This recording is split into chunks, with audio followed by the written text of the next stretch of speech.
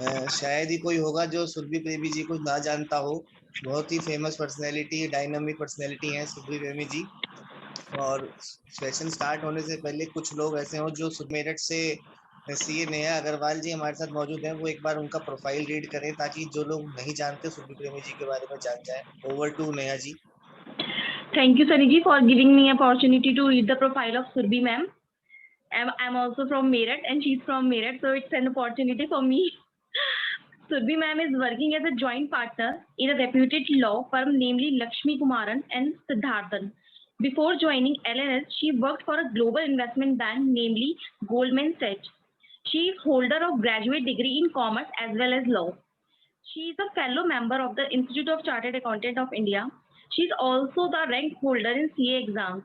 She has done diploma in IFRS from ACCA UK. She has more than 12 years of post-qualification experience dealing with 300 plus domestic and MNC clients. She is actively involved in GST advisory, in-house training and tax compliances, review for various companies. During his tenure, LNS, she has advised the client in various sectors, including real estate, logistics, tour and travel, hospitality, oil, gas, healthcare, information technology, telecom, e-commerce, liquor, power, iron and metal, etc. She is a renowned faculty with ICAI. She is an eminent speaker and has addressed various seminars and webinars for businesses and students. She has written various articles published in reputed newspapers and text journals. So please welcome Surbhi ma'am for the session. Thank you so much, Neha, for a wonderful introduction. And thank you, Saniji, for your kind words. So, are we good to start with the presentation?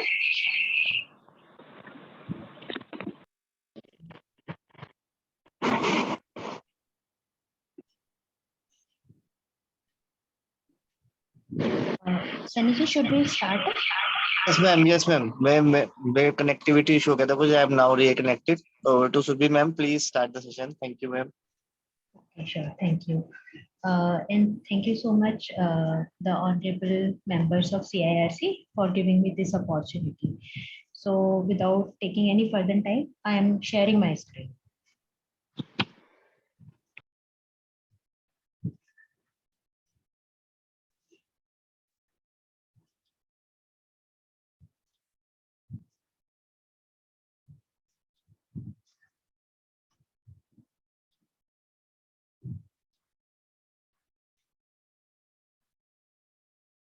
Is my screen visible? Yes, ma'am. Yes, ma'am. It's visible.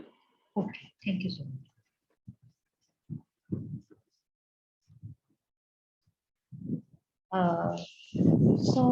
Today the discussion topic is GST ongoing trends and key takeaways. So I have picked up this topic keeping in mind the recent litigation which is going on and the major area of concentration of advanced rulings and the issues that we are dealing with day in and day out, but they are still a matter of contention. So some of the rulings are the ones which are most celebrated or debated rulings. We'll be covering all of those things today, but keeping in mind the time limit of the session.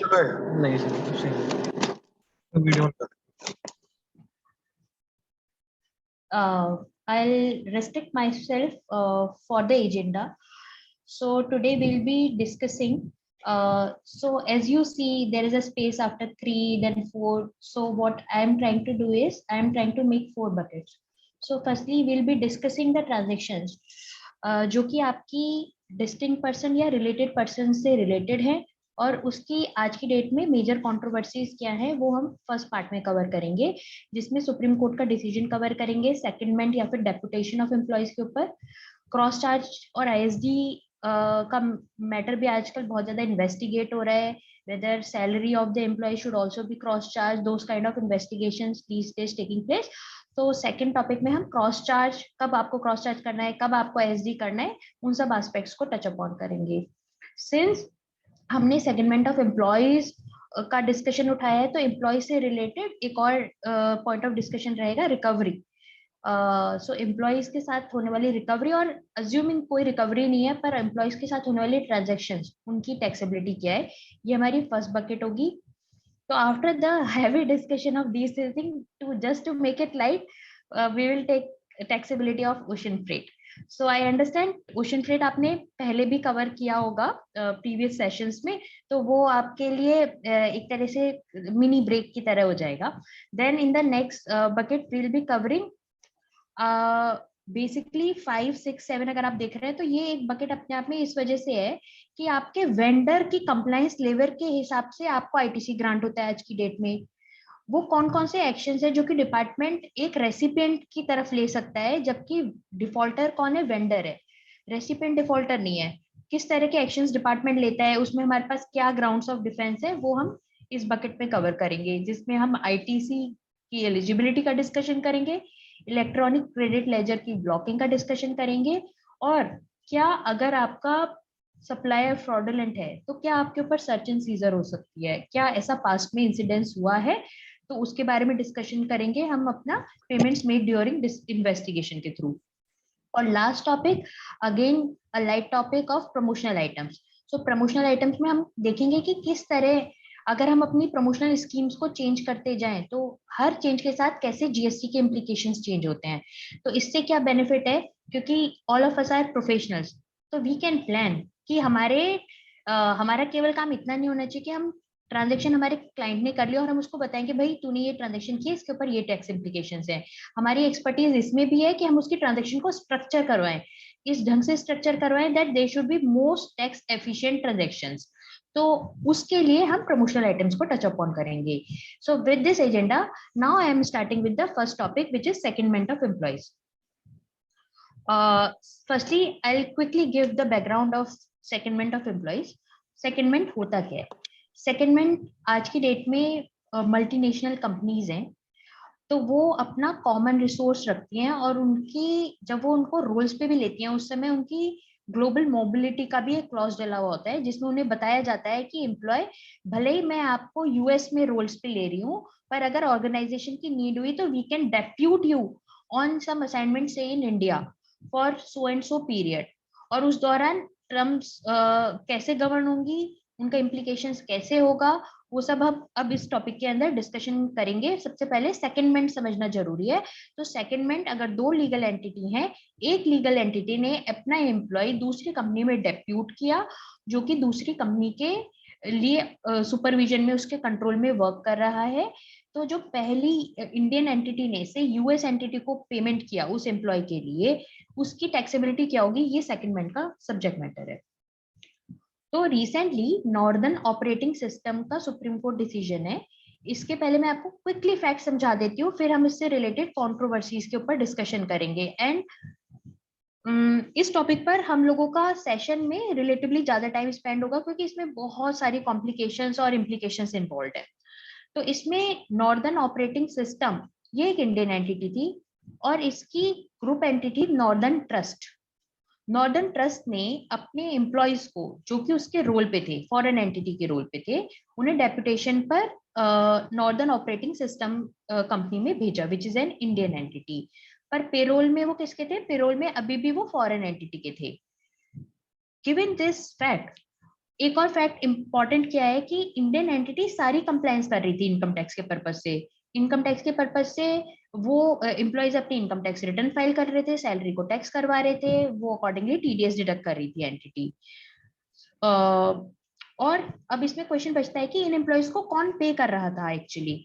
So factually in employees को foreign entity ही पे कर रही थी और foreign currency के अंदर, और जो भी वो पेमेंट इन एम्प्लॉयज को करती थी वो इंडियन एंटिटी फॉरेन एंटिटी को रिएम्बर्स कर देती थी.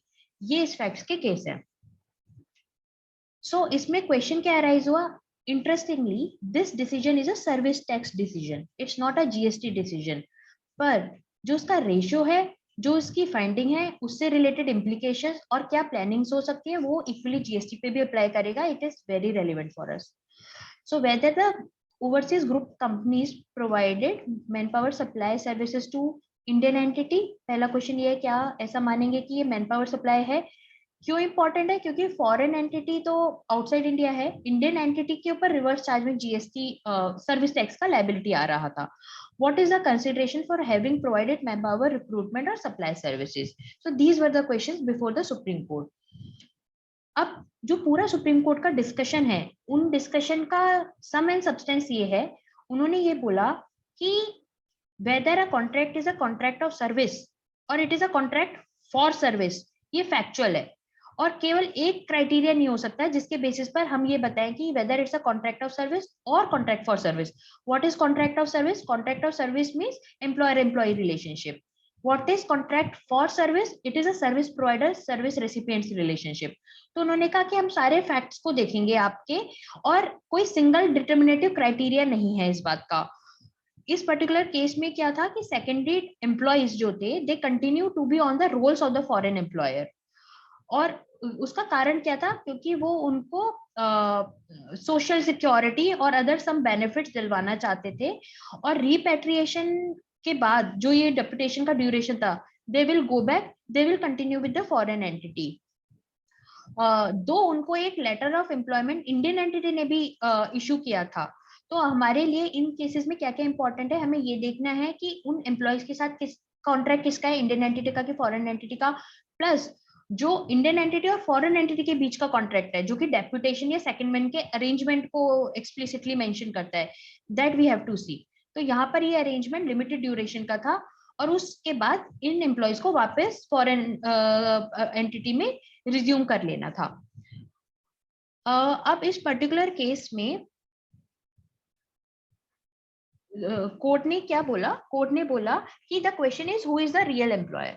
तो उन्होंने बोला कि इवन इफ आप इंडिया में इनकम टैक्स यहाँ पे सैलरी की तरह कटवा रहे हो, आप टीडीएस भी डिडक्ट कर रहे हो, पर जो डेपुटेशन कॉन्ट्रैक्ट है वो क्लियरली एनविसाज करता है कि आपने इनको लिमिटेड ड्यूरेशन के लिए, ये स्पेशलाइज स्किल सेट वाले एम्प्लॉइज थे, और जो इंडियन एंटिटी है वो फॉरेन एंटिटी को बैक ऑफिस सपोर्ट सर्विसेज दे रहे थे, operational and back office support, even though they were working under the supervision और functional control of Indian entity. They said Indian entity का कोई भी रोल नहीं है उनके, ना तो एम्प्लॉयमेंट टर्म्स फिक्स करने में, ना उनका रेम्यूनरेशन फिक्स करने में, ना ही इंडियन एंटिटी के पास ये पावर है कि उनका एम्प्लॉयमेंट को टर्मिनेट कर दे. ये एम्प्लॉय कुछ समय के लिए काम करके वापस फॉरेन एंटिटी में लौट जाएंगे. तो इन पूरे फैक्चुअल सिनेरियो को देखते हुए उन्होंने बोला कि फॉरेन एंटिटी ही रियल एम्प्लॉयर है, इंडियन एंटिटी एम्प्लॉयर नहीं है. क्योंकि फॉरेन एंटिटी एम्प्लॉयर है और उसकी मैन पावर इंडिया में आके काम कर रही है, तो ये सप्लाई ऑफ मैन पावर है जिसके ऊपर आप रिवर्स चार्ज में टैक्स पे करो. सो ये फैक्ट्स थे. अब बात ये है कि इसका हमारे ऊपर क्या इम्पैक्ट है और हमें किस तरह से चलना है. सबसे पहले तो हमें अपने जो भी सेकेंडमेंट वाले अग्रीमेंट्स हैं उनको निकाल के फैक्चुअल सिनेरियो को कंपेयर करना चाहिए. Are we squarely covered by the supreme court decision और नॉट? क्या हमारे पास कुछ फैक्ट्स ऐसे हैं जिससे मैं अपने केस को डिस्टिंग्विश कर सकती हूँ? कुछ जो कंसीडरेशन सुप्रीम कोर्ट के सामने थी वो थी lien on employment of seconded employees. Lien on employment का मतलब क्या है कि सेकेंडेड एम्प्लॉयज किसके रोल्स पे थे? तो उन्होंने कहा फॉरेन एंटिटी के रोल पे थे.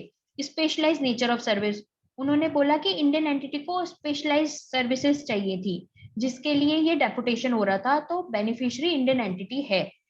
फिर right to terminate adversely impact the employment terms, whether you have a say in the employment conditions or not, whether they are going back to the over entities, salary allowances किस तरह से पे हो रही हैं. So these are the things we should develop on and see whether we can factually distinguish our case. अब इसमें एक और फैक्ट है जिसके बेसिस पर people are trying to distinguish. What they are saying कि आपका जो केस है इसमें आप पेमेंट कर रहे थे, Indian entity was reimbursing the foreign entity, but after even after this discussion I called up few of my retainer clients saying कि भाई अपने एक बार आप अपने कॉन्ट्रैक्ट्स को जितने भी है सेकंडमेंट को रिव्यू कर लो. उन्होंने बोला कि मैडम हमारे ऊपर तो ये डिसीजन लगता ही नहीं है. मैंने कहा कि क्यों नहीं लगता? You being a Japanese entity आपके ऊपर तो सेकंडमेंट के केसेस होंगे. तो उन्होंने बोला कि नॉर्दर्न ऑपरेटर में तो जो पेमेंट था ना वो फॉरेन एंटिटी को था, मैं तो यहाँ पर सारे सीधे एम्प्लॉयज डेप्यूट हुए ना उनको डायरेक्टली पे कर रहा हूँ, मैं फॉरेन एंट्री को रिइंबर्स नहीं कर रहा हूँ. माय केस इज डिफरेंट, इसलिए मेरे को तो इसमें नॉर्दर्न ऑपरेटिंग की वजह से अपने कॉन्ट्रैक्ट्स रिव्यू करने की जरूरत है ही नहीं. मैंने कहा no, your understanding is incorrect. Court ने कभी भी ये नहीं बोला कि पेमेंट किस तरह से रूट होगा that would imply who is the real employer. The question is who is the real employer. फिर आप चाहे उस एंटिटी को पे करो या उसके बिहाफ पे आप एम्प्लॉइज को पे करो, this will not make a difference unless and until you can distinguish on different grounds saying that real employer is the Indian entity. So you will have to make a distinction between contract of service and contract for service. अगर आपका contract for service है which is a service provider service recipients relationship, तो इस बात से फर्क नहीं पड़ता कि पेमेंट आप एम्प्लॉइज को इंडिया के अंदर कर रहे हो कि आप फॉरेन एंटिटी को रिएम्बर्स कर रहे हो जो कि एम्प्लॉइज को पेमेंट कर रही है। सबसे पहले ये एक इम्पॉर्टेंट मुझे लगा कि ये बताना चाहिए, क्योंकि बहुत सारे लोग इस परसेप्शन में हैं कि हम तो ऑलरेडी इंडिया में एम्प्लॉइज को पे कर रहे हैं, इनकम टैक्स भी डिडक्ट कर रहे हैं, सैलरी की तरह वो एम्प्लॉइज अपनी रिटर्न भी फाइल कर रहे हैं, हम पे तो लगता नहीं है। ऐसा नहीं है। Now second distinction factor steward activities. अब question is what is steward activities, यानी कि अब आप इसकी फैक्चुअल मैट्रिक्स देखो। मैंने फॉरेन एंटिटी से एम्प्लॉइज इंडिया में लिए और वो उन्हीं सर्विसेज पे लगा दिया जो कि फॉरेन एंटिटी को मैं दे रही हूँ, back office support services. But in this particular case what was happening, I was rendering services to the group, not just a single entity जिसके एम्प्लॉइज डेप्यूट हुए थे। बट टेक अ सिनेरियो जहां पर आप ये बोलते हो कि सामने वाले ने जो एम्प्लॉय सेकंड किए हैं वो अपने पर्पज से किए हैं, वो सर्विस लेवल को इंश्योर करने के पर्पज से है, यानी कि वो मुझे कोई सर्विस नहीं दे रहे हैं। It is a condition of contract. If you can make that kind of distinction, then probably you will be able to come out of this decision. Otherwise, the implications of this decision are very broad, and hardly there would be cases. Other case could be of a project office. Foreign entity ने India में project office खोला पर contract award हुआ foreign entity को, तो उस वाले case में उसने प्रोजेक्ट ऑफिस में कुछ लोग डेप्यूट किए। अब आप एक तरह से फॉरेन ऑफिस को सर्विस दे रहे हो by executing the project, but at the same time उनकी भी सर्विस ले रहे हो। तो इस तरह के केसेस में हमेशा ये देखने की जरूरत है कि क्या ये कंडीशन ऑफ कॉन्ट्रैक्ट की तरह मैं बोल सकता हूँ कि जो लोग बाहर से आ रहे हैं they are only undertaking the stewardship activities and nothing else. I am not using their skills for my own purpose, rather than I am delivering to the foreign entity and they are supervising that activity. Those kind of distinction we will have to see. Now what should be the position adopted for tax not paid in GST regime? Assuming, अच्छा अब इसमें पहले GST से पहले भी मैं service tax पर आ जाती हूँ। अगर सर्विस टैक्स में आपने पे नहीं कर रखा तो क्या करें? तो आप ब्लेस्ड हैं, आप कुछ मत करिए। For the reason extended period of limitation नहीं लगेगा, ऐसा सुप्रीम कोर्ट ने स्पेसिफिकली बोला है। और जो एक्सटेंडेड पीरियड नहीं लगेगा तो normal limitation period is over. Therefore, अगर आपने सर्विस टैक्स में पे नहीं किया है तो आपको कुछ भी करने की जरूरत नहीं है। पर हाँ, अगर आपका ऑनगोइंग लिटिगेशन चल रहा है तो आपको एसेस करना पड़ेगा कि whether you should pay tax, अगर आप या फिर यू शुड लिटिगेट। और अगर आप टैक्स पे करोगे तो आपके लिए क्वेश्चन ये होगा कि आप क्या आज की डेट में नॉर्मली आपने अगर प्री जीएसटी पे किया होता तो आपको सैंडविच क्रेडिट मिल जाता, पर आज की डेट में तो सैंडविच लेजर है नहीं, तो आपको ये भी देखना पड़ेगा क्या मैं इसके लिए रिफंड फाइल कर सकता हूँ कि पे करूं और रिफंड फाइल करूं। सो ये तो हो गया आपका सर्विस टैक्स का position. Now coming on to the GST. GST में अज्यूमिंग कि मैं आज नॉर्दर्न ऑपरेटिंग का डिसीजन देख के जागा हूँ, इससे पहले मैंने पे नहीं किया, तो क्या मुझे पे करके क्रेडिट ले लेना चाहिए? तो फर्स्टली तो हम एसेस करेंगे कि वो फैक्चुअल सिनेरियो आपके ऊपर एप्लीकेबल है कि नहीं है। अज्यूमिंग कि एप्लीकेबल है तो we will discharge the tax. Now the question is, if I discharge the tax, whether I'll be able to take credit?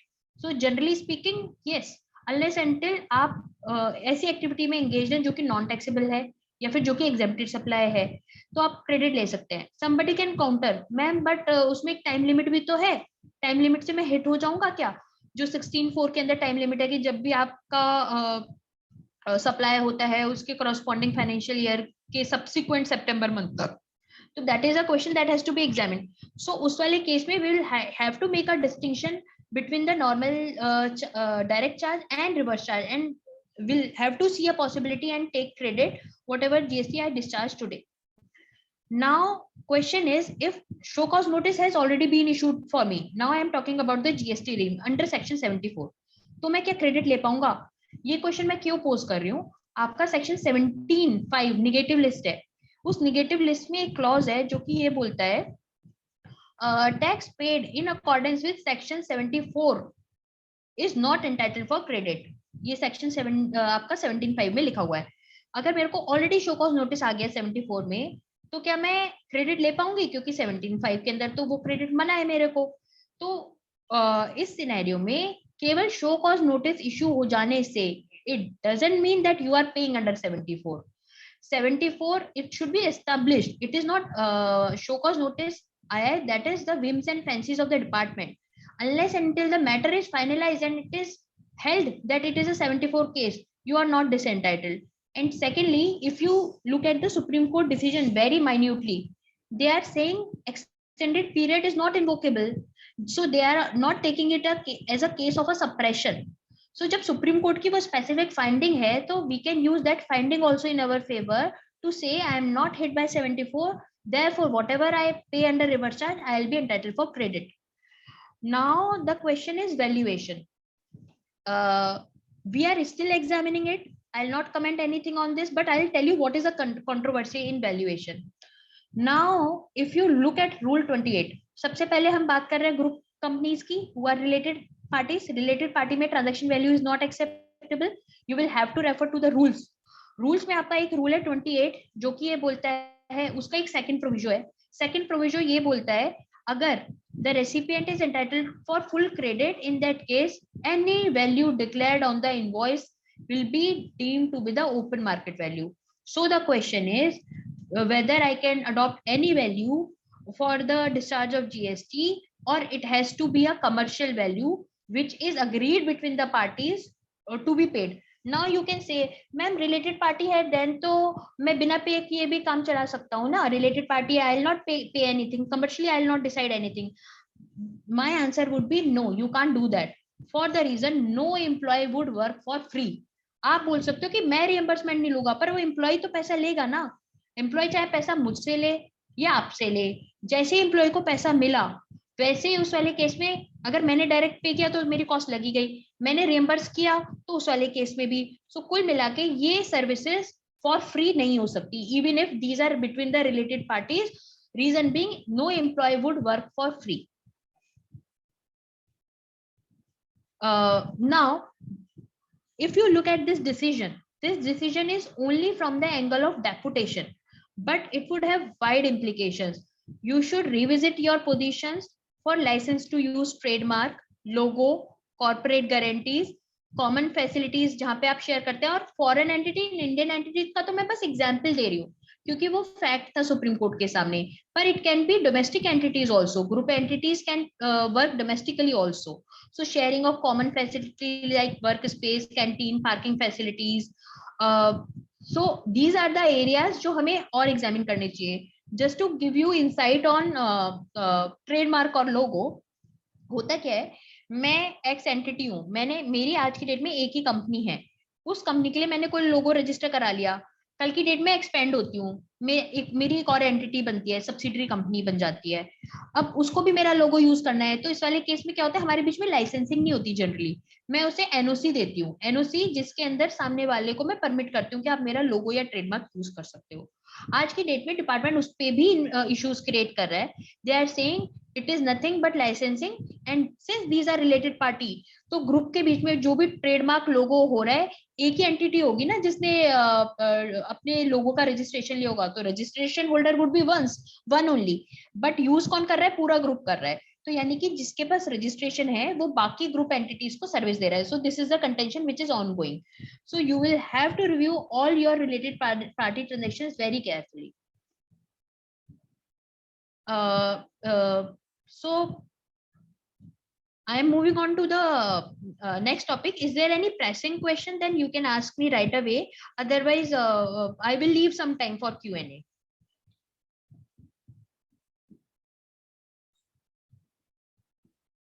Sir, should I go ahead or should I wait for questions on topic 1?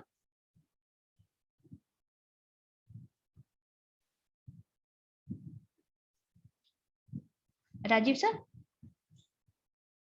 how do we want to take up questions?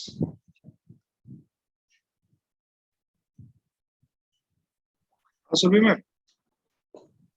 Surabhi ma'am. Ji sir. Should I take with the topic or should I park it for the last Q&A session? As you wish. Anyway. जो last में ले लीजिए, better है। ठीक है sir, ठीक है, then I'll move. Okay. Now coming on to the next topic of cross charge versus ISD. Why I picked up this topic immediately after second MET? क्योंकि अभी हमने controversies discuss की between the related party. Now I am discussing the same thing from the angle of distinct person. GST में हम सबको already ये पता है कि हम लोगों को हर स्टेट में रजिस्ट्रेशन लेना पड़ता है, क्योंकि लॉ के अंदर अज्यूम किया गया है कि a person sitting in X state and the other office working in Y state, they'll be treated as distinct person for the purpose of GST. Therefore, transactions which are between the distinct person, even without consideration, the question of taxability arises. And now we should take, now I am taking up that along with the input service distributors provision. So before I move ahead, firstly I'll discuss the concept, then I'll take you to the controversy. So what is the concept of input service distributor and what is the concept of cross charge? So ISD का concept कोई नया concept नहीं है, इससे पहले हमारे पास sandwich credit regime में भी ISD का concept था. ISD एक ऐसा ऑफिस होता है जो कि इनपुट सर्विसेज के लिए इनवॉइसेस रिसीव करता है और फिर उस पे जो क्रेडिट होता है वो सारे ऑफिसेस को डिस्ट्रीब्यूट करता है. तो ये हमारा ISD होता है और ये हमारे पास सैंडविच रिजीम में भी अवेलेबल था. Now one thing which is very important, input services. तो ये ISD केवल सर्विसेज का क्रेडिट डिस्ट्रीब्यूट कर सकता है, गुड्स का क्रेडिट डिस्ट्रीब्यूट नहीं कर सकता. सेकेंड इंपॉर्टेंट थिंग, उन लोगों को डिस्ट्रीब्यूट करेगा विच fall under the same pan, यानी एक ही एंटिटी की डिफरेंट ब्रांचेस, उनको क्रेडिट डिस्ट्रीब्यूट कर सकता है. ISD का कॉन्सेप्ट ग्रुप के लिए नहीं है जहाँ पे रिलेटेड पार्टी होती है. अगर मैं कहूँ एक रिसीव कर रहा है इनवॉइस और ग्रुप में वो सर्विसेज कंज्यूम हो रही है, it's not for that, it's only for the same entity. Now what is the concept of cross charge? Cross charge का कॉन्सेप्ट अराइज कहाँ से हुआ? क्रॉस चार्ज का कॉन्सेप्ट इस तरीके से अराइज हुआ. सबसे पहले हम देखते हैं सप्लाई का सेक्शन 7, जहां पे उन्होंने बोला कि सप्लाई होगी फॉर अ कंसीडरेशन 7(1)(a). फिर उन्होंने सी के अंदर एक इसका एक्सेप्शन डाला. इन्होंने बोला the activities which are specified in schedule 1 made और agreed to be made without consideration. यानी शेड्यूल 1 में जो मैंने ट्रांजेक्शन लिख दी, अगर उसके लिए कोई कंसीडरेशन का इन्वॉल्वमेंट नहीं है, then also I will treat it as a supply. और सप्लाई जैसे आप ट्रीट करोगे, सेक्शन 9 जो कि चार्जिंग सेक्शन है वो उसके ऊपर टैक्स लगा देता है. नाउ अब शेड्यूल 1 अगर हम देखते हैं, उसके अंदर एंट्री 2 क्या बोलती है? सप्लाई ऑफ गुड्स और services both between related person और distinct person as specified under 25 when made in the course और फर्दरेंस ऑफ बिजनेस. यानी कि अगर डिस्टिंक्ट पर्सन के बीच में कोई ट्रांजैक्शन है, चाहे गुड्स की और सर्विस की हो, भले ही उसके लिए कोई भी कंसीडरेशन ना हो, यानी कि दो ब्रांच ऑफिस के बीच की ट्रांजैक्शन या फिर HO और ब्रांच ऑफिस के बीच की transaction, all those things are considered as supply. Now what is a distinct person? A person who has obtained or is required to obtain more than one registration, whether in one state or UT or more than one state or UT, shall in respect of each registration be treated as distinct person. So आपको हर state में registration obtain करना है once you exceed the threshold at PAN level, और जो आपके offices हैं उन सबको डिस्टिंक्ट मान लिया जाएगा, ऐसा आपके सेक्शन 25 रजिस्ट्रेशन के कंटेक्स्ट में उन्होंने बोला. With the understanding of the basic concepts, now let me take up the controversies. पिछले दिनों एक AAAR आया क्यूमेंस के केस में. इसके बाद महाराष्ट्र अथॉरिटी ने दिया, अपीलेट अथॉरिटी ने. इसके बाद इंडस्ट्री में काफी डिस्कशन था. मुझे लग रहा था कि 2017 में एक बार मैंने फर्स्टली डिस्कस किया था, फिर कोलंबिया एशिया की कर्नाटका की AAAR आई थी, तब ये मुद्दे ने काफी अटेंशन कैप्चर की थी. और अभी रिसेंटली 2022 में जब क्यूमेंस की रूलिंग आई, वापस एक बार सारे क्लाइंट्स के कॉल आने लगे regarding ISD and cross charge. तो इस क्यूमेंस में क्या हुआ था? क्यूमेंस में वही सेटअप था कि आपका हेड ऑफिस था, फिर आपकी बहुत सारी ब्रांचेस थी और वो उसको क्रॉस चार्ज कर रहे थे. तो AAAR ने क्या बोला? वो बोलता है कि ये जो सर्विसेज है ना, ये तो आप ब्रांचेस के बिहाफ पे रिसीव कर रहे हो, ये आपकी सर्विस नहीं है. जब आपकी सर्विस नहीं है तो आप इसका डायरेक्टली क्रेडिट तो ले ही नहीं सकते. आपको ISD पे इन सर्विसेज का इनवॉइस रिसीव करना चाहिए था और ISD को इनको डिस्ट्रीब्यूट करना चाहिए था. But at the same time क्योंकि HO आप ही ने ISD का रजिस्ट्रेशन भी ले रखा है, इसलिए आप एक फैसिलिटेशन सर्विसेज तो दे ही रहे हो. यानी कि आप फैसिलिटेशन के लिए भी चार्ज करो, यानी क्रॉस चार्ज भी करो और ISD भी करो. ऐसा करके इन्होंने एक रूलिंग डाली, पर इस रूलिंग को अगर आप देखेंगे तो बहुत वेग है, इसमें कहीं कुछ इन्होंने डिस्कशन नहीं किया what is the nature of service, कब मुझे क्रॉस चार्ज करना है, कब मुझे आईएसडी करना है, कब मुझे दोनों चीजों की रिक्वायरमेंट है, देयर इज नो डिस्कशन। तो बट यस, इस this ruling was very very debated ruling, जिसकी वजह से बहुत सारे डाउट्स अराइज हुए और इसके बेसिस पे बहुत सारी इन्वेस्टिगेशंस भी स्टार्ट हो गई, क्योंकि इसमें एक फाइंडिंग थी कि सैलरी कॉस्ट जो एम्प्लॉय की है वो भी क्रॉस चार्ज होगी, क्योंकि आप अपने एम्प्लॉयज को यूज करते हो जो कि आपको फैसिलिटेशन में हेल्प करते हैं। और if we really want to read about cross charge and ISD, we should refer probably Columbia Asia's ruling, Karnataka AAR, to understand the concept. Now with this controversy, let me take you to a high court decision. So but let me tell you, it's a preliminary order, it's not the final order of the high court. इसमें JSW है, JSW ने उड़ीसा में mining licence लिया और उसका mining licence पे उसने tax पे किया, उसका क्रेडिट उसके पास आ गया, और फिर उसने क्या किया, कुछ तो क्रेडिट यूज कर लिया, बाकी क्रेडिट जो यूज नहीं हो पाया वो उसने अपने महाराष्ट्र एक तरह से एचओ था जिसने बिडिंग की थी, उस महाराष्ट्र को उसने अपना क्रेडिट पास ऑन कर दिया, एंड आफ्टर दैट महाराष्ट्र ने एज आईएसडी वो क्रेडिट डिस्ट्रीब्यूट किया। इसमें हाईकोर्ट की क्या फाइंडिंग रही, हाईकोर्ट ने बोला महाराष्ट्र को, पहली बात तो उड़ीसा ने महाराष्ट्र को कोई सर्विस दी नहीं, सपोर्ट सर्विस, जिसके लिए उड़ीसा ने महाराष्ट्र को क्रॉस चार्ज किया। आज के डेट में बहुत सारे लोग होते हैं जो कि अपने क्रेडिट को ऑप्टिमाइज करते हैं इस क्रॉस चार्ज के रूट, भले ही कोई सप्लाई है या नहीं है, वो देखते हैं कि मेरे एक रजिस्ट्रेशन में क्रेडिट एक्यूमुलेट हो रहा है, दूसरे में कम है जहां से मुझे कैश में पे करना पड़ रहा है, तो वो हाइपोथेटिकली क्रॉस चार्ज के नाम पे इनवॉइस काट के क्रेडिट इधर से उधर, साइफनिंग ऑफ टैक्स बोलते हैं, ये काम करते हैं। इस पर court came up very heavily और उन्होंने बोला कि prima facie it looks like siphoning of tax amount is happening, और ये प्रोसीडिंग्स आपकी 74 के अंदर डील की जाएंगी। 74 आपका फ्रॉड सप्रेशन वाला है, 73 आपका नॉर्मल डिमांड का केस है, 74 फ्रॉड सप्रेशन। सो वो हाई कोर्ट ने इसमें इन्वोक करने का बात किया। दो it's a preliminary order, what I wanted to emphasize, we should not follow blindly either ISD or cross charge, both have its implications. If you choose a ISD in a place when it should be cross charge, or in a place of cross charge you do ISD, or vice versa, then definitely it has its implications. So you should understand very carefully when I am supposed to do the cross charge, when I am supposed to do the ISD. Now this is the ruling which I was referring to. Activities performed by employees at the corporate office in the course or in relation to employment such as accounting, administrative, IT system maintenance for units located in other states, distinct person which benefit the other units of the company, therefore such services will be treated as supply of service. तो ये क्या बोल रहे हैं, कह रहे corporate office बहुत सारे आपके सेंट्रलाइज फंक्शन होते हैं, जैसे एचआर का फंक्शन हो गया, अकाउंटिंग एडमिनिस्ट्रेटिव फंक्शन हो गया, आईटी का फंक्शन हो गया। सॉफ्टवेयर आप हर ब्रांचेस पे तो प्रोक्योर करते नहीं हो, आप अपना सॉफ्टवेयर सेंट्रली प्रोक्योर करते हो जिसकी एक्सेस सारी ब्रांचेस को देते हो, same goes for HR, admin etcetera. तो उन्होंने कहा कि ये सारी जो जब आप चीजें कर रहे हो और आपके एम्प्लॉइज इसमें लगे हुए हैं, तो इन सबकी सैलरी को आप क्रॉस चार्ज करो।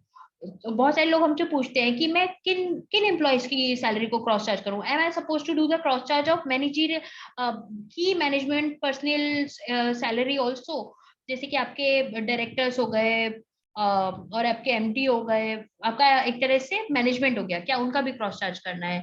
सो these are the things we should keep in mind and we have to see कि हमें क्रॉस चार्ज किसको करना है, किस बेसिस पे करना है। नाउ आईएसडी का पूरा मैकेनिज्म स्पेल्ड आउट है, आपको provisions along with rule, section 20 along with the rules clearly उन्होंने ले डाउन किया है कि आईएसडी के लिए टर्नओवर का रेशियो उठाएंगे, प्रीवियस ईयर का उठाएंगे, वो अवेलेबल नहीं है तो क्वार्टर का उठाएंगे etcetera.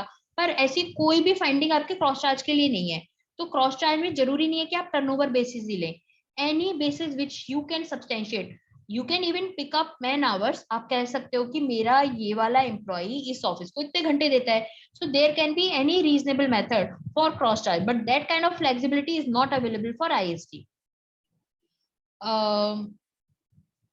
Okay, now what I was saying, you should bifurcate your expenses. These are the few examples that I wanted to take. Whether सबसे पहले आप ये देखिए कि क्या वो एचओ में कंज्यूम हो रही है, जैसे रेंट है एचओ का, टेलीफोन है एचओ के, क्योंकि एचओ में तो वो लोग बैठे हुए हैं जो कि पूरे सारी ब्रांचेस को सर्विसेज देंगे, तो आपको इनको क्रॉस चार्ज करना पड़ेगा। प्लस आपको साथ में ये भी देखना है कि क्या एचओ खुद भी मेरा आउटवर्ड सप्लाई में एंगेज्ड है। अगर आउटवर्ड सप्लाई में एंगेज्ड है तो कुछ पोर्शन तो आप एचओ में भी रखोगे, क्योंकि HO is not just doing the corporate function, it is doing the business function also. So you will keep some amount in HO, you will cross charge the remaining amount.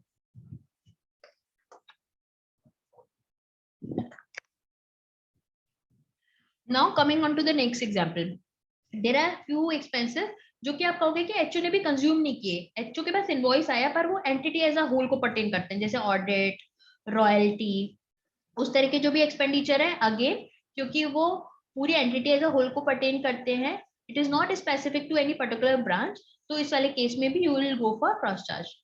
Now coming on to specific services, जैसे कि आपका local regional language में कोई advertisement हुआ पर आपकी advertisement agency के सारे इनवॉइसेस एचओ पे आते हैं, तो उस वाले केस में take those invoices on ISD registration and do ISD. regional agents commission, property related insurance, so there can be several cases jahan pe service we can say that directly attributable to the branch, just the invoice is not received at the branch. Those scenarios should be routed through the ISD. Now there can be different scenarios. Past में आप केवल ISD करते आए हो, या फिर आपने ISD का रजिस्ट्रेशन कभी लिया ही नहीं, आप सिर्फ क्रॉस चार्ज करते आए हो, तो आज की डेट में आपको क्या करना है? अगर मैं आज क्रॉस चार्ज करने का डिसाइड करती हूँ, मान लेते हैं कि आपने या तो क्रॉस चार्ज किया नहीं, या किया तो आप एम्प्लॉयज की सैलरी को क्रॉस चार्ज नहीं किए, तो उस वाले केसेस में आज अगर मैं करती हूँ तो क्या मुझे इंटरेस्ट भी भरना पड़ेगा, या फिर मैं आर्ग्यू कर सकती हूँ कि time of supply is arising now, so that would depend on the terms. आप अपना इंटरनल मेमोरेंडम क्रिएट कर सकते हैं, then you can set a frequency for cross charge. ISD for example हर मंथ करना होता है, I am saying that ISD is much more regulated than the cross charge, तो ISD में आपको मंथली करना है, पर क्रॉस चार्ज के लिए ऐसा कुछ नहीं लिखा, तो you can set even quarterly cross charging. So those type of scenarios you will have to see further. You must be knowing, जो एडवांस रूलिंग होती है, they do not lay down any jurisprudence, they are the rulings which are specific for the SSC। तो इस वजह से कोई ruling जो किसी और SSC के लिए आए, that's not binding on you, may be आप सेम स्टेट में हो, तो स्टिल अगर आपको लगता है कि ये रूलिंग आपके लिए बेनिफिशियल है। One more thing I wanted to highlight though of the topic, कभी भी हमें रूलिंग्स, एडवांस रूलिंग्स के लिए ब्लाइंडली नहीं जाना चाहिए कि हमारे को कोई क्वेश्चन दिमाग में आया और हम पहुंच गए एडवांस रूलिंग के पास। No, that should not be the approach. Why I am saying so, अगर आप एक बार कोई एडवांस रूलिंग ले लेते हैं, आप उसे रिवाइज तक नहीं करा सकते, चाहे वो ब्लेटेंटली इनकरेक्ट हो। There is no mechanism in the law that you can get your advance ruling revise. So अगर आपके फेवर में आ गई तो बहुत ही बढ़िया है, पर अगर आपके एंटी आ गई तो आप उसको खुद चैलेंज नहीं कर सकते। कि अगर मैं कहूँ कि भाई तो बिल्कुल ऑन द, जैसे होते हैं ना mistake apparent, errors which are apparent on the records et cetera, वो रूलिंग्स के ऊपर नहीं लगता है, इसलिए यू शुड केयरफुली कंसीडर। कुछ लोग रूलिंग इसलिए भी लेते हैं कि उन्हें अपने कॉन्ट्रैक्टी से रुपया निकलवाना होता है, तो वो रूलिंग दिखा के कहते हैं देखो भाई ये रूलिंग आई हुई है, मेरे ऊपर बाइंडिंग है, इसलिए मैं तो टैक्स लगाऊंगा। रेसिपिएंट आप भले ही बोलते रहो कि टैक्स नहीं लगेगा, मेरे को तो रूलिंग आई हुई है, तो कुछ लोग केवल पर्चा दिखाने की वजह से रूलिंग ले लेते हैं अपने रेसिपिएंट्स को। तो आपका रीजन क्या है? Firstly figure out why you are going for a ruling, then only obtain a ruling. Other important thing is, generally एक ही स्टेट की एडवांस रूलिंग अथॉरिटी अपने व्यू को काउंटर नहीं करती है, तो ऑब्जर्व द ट्रेंड्स। अगर आपको लगता है कि आपकी स्टेट जो आपकी एडवांस रूलिंग अथॉरिटीज है वो एक पर्टिकुलर से एम्प्लॉय रिकवरी के ऊपर सारी फेवरेबल रूलिंग दिए जा रही है, then you can even think of obtaining a ruling, क्योंकि वो बाइंडिंग हो जाएगी और कल की डेट में वो कोर्ट में भी चैलेंज नहीं हो सकती। सो कब आपको रूलिंग लेनी है कब नहीं लेनी है, अपने आप में अपार्ट फ्रॉम द जो मेरिट्स हैं केस की, उसके अलावा it is very important decision. So take this decision very carefully. Now coming on to the next topic of recovery from employees. सबसे पहले अगेन बैकग्राउंड समझते हैं क्यों हम एम्प्लॉयर एम्प्लॉय की ट्रांजेक्शन का डिस्कशन कर रहे हैं, क्या कंट्रोवर्सी इन्वॉल्व है?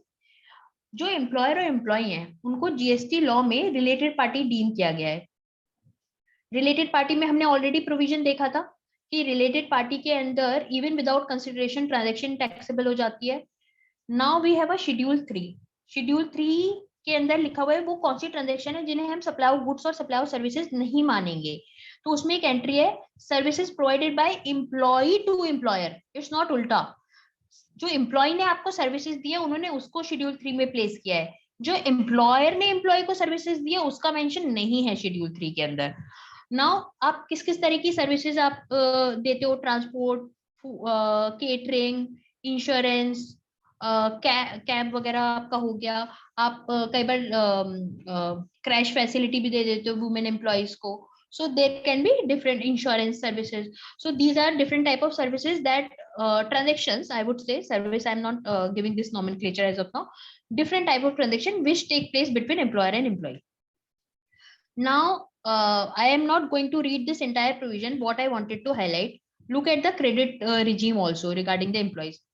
हम 17.5 की बात करते हैं, इसका मतलब निगेटिव लिस्ट की बात कर रहे हैं। निगेटिव लिस्ट में बहुत सारे आइटम्स लिस्टेड हैं जो कि अगर आप अपने एम्प्लॉइज के कंटेक्स्ट में वो सर्विस रेंडर करते हो तो आपको क्रेडिट नहीं है।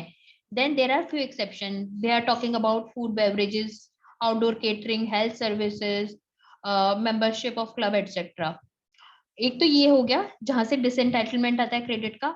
दूसरा, गुड्स और services are both use for personal consumption. If you say that जो भी आपने एक्वायर किया है वो तो एम्प्लॉय के पर्सनल कंजम्पशन के लिए यूज हो रहा है, देन आपका जी क्लॉज बीच में आ जाता है। अगर आप फ्री में कुछ देते हैं अपने एम्प्लॉयज को तो वो एच से हिट होने के लिए तैयार रहता है, क्योंकि एच क्लॉज क्या बोलता है, goods lost, stolen, destroyed, written off, disposed of by way of gift, disposed of by way of gift. तो जो आप गिफ्ट की तरह दोगे, जैसे कि आपने दिवाली पे अपने एम्प्लॉयज को टीवी बांट दिया फॉर एग्जाम्पल, तो वो तरह की चीजें, तो we have to keep in mind ITC के एंगल से 3 क्लॉजेस ध्यान में, 17.5B, G and H. Now with this legal background, now look at the controversies and the rulings which are coming up. This is Bumer's ruling AAAR. So यहाँ पर वो अपने employees को transportation service दे रहे थे।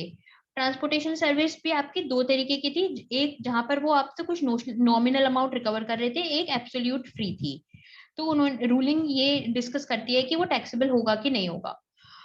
तो first of all it's a good ruling. उन्होंने बोला कि एम्प्लॉयर एम्प्लॉयर रिलेटेड है, तो अगर आपने कुछ भी in the course of employment provide किया तो that is by virtue of contract of service. Again the term that I use for secondment, I am again using it, it is flowing due to contract of employment. It's a condition जहां पर आप ये बोलते हो कि जो भी मेरा एम्प्लॉय बन जाएगा, कल की डेट में कोई और भी ज्वाइन करेगा, उसको ये फ्री में ट्रांसपोर्टेशन सर्विस अवेलेबल हो जाती है। तो उस वाले केस में मैं ये आर्ग्यू कर सकती हूँ कि it's a part and parcel of employment contract and therefore GST leviable नहीं होनी चाहिए। और part and parcel of employment contract है, दो तरीके से हो सकता है, या तो एम्प्लॉयमेंट कॉन्ट्रैक्ट में एक्सप्लिसिट लिखा हुआ होगा कि भैया आपके सीटीसी में ये बेनिफिट्स आल्सो इंक्लूडेड, या आपने उसमें लिखा नहीं होगा पर as a companies establish practice, companies HR policy आपका होगा कि सर्टेन ग्रेड के जो एम्प्लॉयज हैं उनको ये फैसिलिटी मिलता ही मिलता है। तो उस तरह के केसेस में आप आर्ग्यू कर सकते हैं कि ये एम्प्लॉयमेंट कॉन्ट्रैक्ट के अंदर आपने सामने वाले को फैसिलिटी दी है, therefore it should not B liable for tax. और जो आप रिकवर कर रहे हैं उसमें टैक्स लगेगा, क्योंकि the moment you start recovering the जो आपकी प्रिजम्पशन थी कि it is under the employment contract, that itself is broken. Now you are acting as a service provider and service recipient. One more problem which is not a part of this ruling but I am just highlighting, other problem would come as to the valuation, क्योंकि हो सकता है आप उससे nominal amount recover कर रहे हो पर वो बोलेंगे रिलेटेड पार्टी हो बोल के हम तो आपका ट्रांजैक्शन वैल्यू सेक्शन 15 के अंदर एक्सेप्ट नहीं करेंगे, हम तो 28 रूल के अंदर आपको लेके जाएंगे और इसकी ओपन मार्केट वैल्यू निकालेंगे। So we have to consider the valuation regime also. Now coming on to the next ruling of MCure, इस रूलिंग में कैंटीन सर्विस है, बस ट्रांसपोर्टेशन फैसिलिटी है और अपार्ट फ्रॉम दैट नोटिस पे का भी इस रूलिंग के अंदर डिस्कशन है। तो क्वेश्चन अराइज हुआ कि आप बस और कैंटीन के ऊपर जीएसटी लगाओगे कि नहीं लगाओगे, और जो नोटिस पे आपने अपने एम्प्लॉय से रिकवर किया है because the employee did not serve the notice period properly, तो उसके ऊपर आप जीएसटी लगाओगे कि नहीं। तो अथॉरिटी ने क्या बोला, उन्होंने बोला कि ये आपका बिजनेस ही नहीं है, कैंटीन रन करना आपका बिजनेस थोड़ी है, ना ही ट्रांसपोर्टेशन आपका बिजनेस है, it's not in the course of furtherance of business. जब आप डेफिनेशन देखेंगे तो वो ही सप्लाईज टैक्सेबल है which are in the course of furtherance of business, so this side it's not in the course of furtherance of business and therefore no GST. I am not saying it's wrong or right, that will come upon later on. This is what the authority said. Now on the notice pay they said it's not a consideration, और notice pay के ऊपर भी कोई tax नहीं लगेगा. So now look at this. आपका जो phrase in the course of furtherance of business use हुआ है, वो आपके आउटवर्ड सप्लाई के लिए भी यूज हुआ है, वो आपके इनपुट के लिए भी यूज हुआ है. इन द सेंस अगर आप आउटवर्ड से इस रीजन से बाहर करते हो कि it is not in the course of furtherance of business, तो आप कोई इनपुट टैक्स क्रेडिट भी नहीं लोगे. पर अगर फर्स्टली जीएसटी में बिजनेस का definition is very very broad, तो ऐसा नहीं है कि I should be a regular supplier of some services etc, then only I'll become a person who is doing a business in that particular service line. So firstly the definition is very broad. आज की date में ये advance ruling ऐसा बोल रही है, कल की डेट में हो सकता है कि हायर लेवल पे जाके वो बोलेंगे it's a business and therefore you are liable for tax. उस टाइम तक आपके ऊपर एक तो टैक्स डिमांड आएगी, ऊपर से आप क्रेडिट भी नहीं ले पाओगे, क्यों? आपका 16(4) के अंदर क्रेडिट पीरियड एक्सपायर हो जाएगा. So therefore you should take a conscious call. वो कौन से केसेस हैं जहां पे आप क्रेडिट ले सकते हो और टैक्स डिस्चार्ज कर सकते हो, because we have series of high court decisions in pre GST regime जो कि ये बोलते हैं कि डिपार्टमेंट ने अगर एक बार टैक्स का आउटवर्ड पेमेंट एक्सेप्ट कर लिया, तो आप ये नहीं कह सकते कि आउटवर्ड पेमेंट बनता नहीं था इसलिए क्रेडिट नहीं दूंगा तेरे को. अगर वो आउटवर्ड पे टैक्स एक्सेप्ट कर रहे हैं तो आप एलिजिबल हो क्रेडिट के लिए भी. Disputed area but very good case to argue. Therefore you should not blindly follow any advanced rulings. और कई बार मुझे लगता है कि आज की डेट में मोबाइल हम इतनी तेजी से घुमाते हैं और 1 मिनट में सारी न्यूज फॉरवर्ड होती है, रूलिंग आती है उससे पहले मोबाइल पे आ जाती है और हम देखते हैं और हम खुश होते हैं, अच्छा फेवरेबल रूलिंग आ गई. No no, we should not be that happy. Firstly that is not applicable for you, that is SSC specific. अगर आपको इतना ही खुशी है तो आप अपने लिए रूलिंग लेके आइए. अगर आपको लगता है कि आपकी जो अथॉरिटीज है, जुरिसडिक्शनल अथॉरिटी, वो फेवरेबल डिसीजन दे रही है, otherwise carefully analyze whether that's a correct ruling or not, whether you should follow or not. It's not a high court decision, it's not a Supreme Court or high court decision, it's merely a ruling given by the departmental officers, though they call it as advanced ruling authority. If you look at the constitution, you will find all of them are departmental officers, and therefore the constitutional validity of the provisions for constitution of advanced ruling authorities are also under challenge. ये बोल के कि इसमें कोई भी judicially independent member तो है ही नहीं. It's therefore they are bound to give maximum rulings. You will see are negative rulings. So with this we have completed our first bucket, which was relating to the distinct person, related person, how the taxability is coming into picture, whether or not to discharge outward tax, whether or not to take credit, how to safeguard. हमने वो सारे discussion किया. We also discussed cross charge or ISD, whether these are alternatives or they play in their specific areas, and therefore we should carefully determine when to do ISD, when to do cross charge. Now a lighter topic. Why I am saying a lighter topic? Because this has already been covered in the last session. So now you will ask why I am covering, because I want to make some additional points. अब पहले इसका generally quickly factual matrix समझ लेते हैं. India में Indian importer है, outside India foreign exporter है.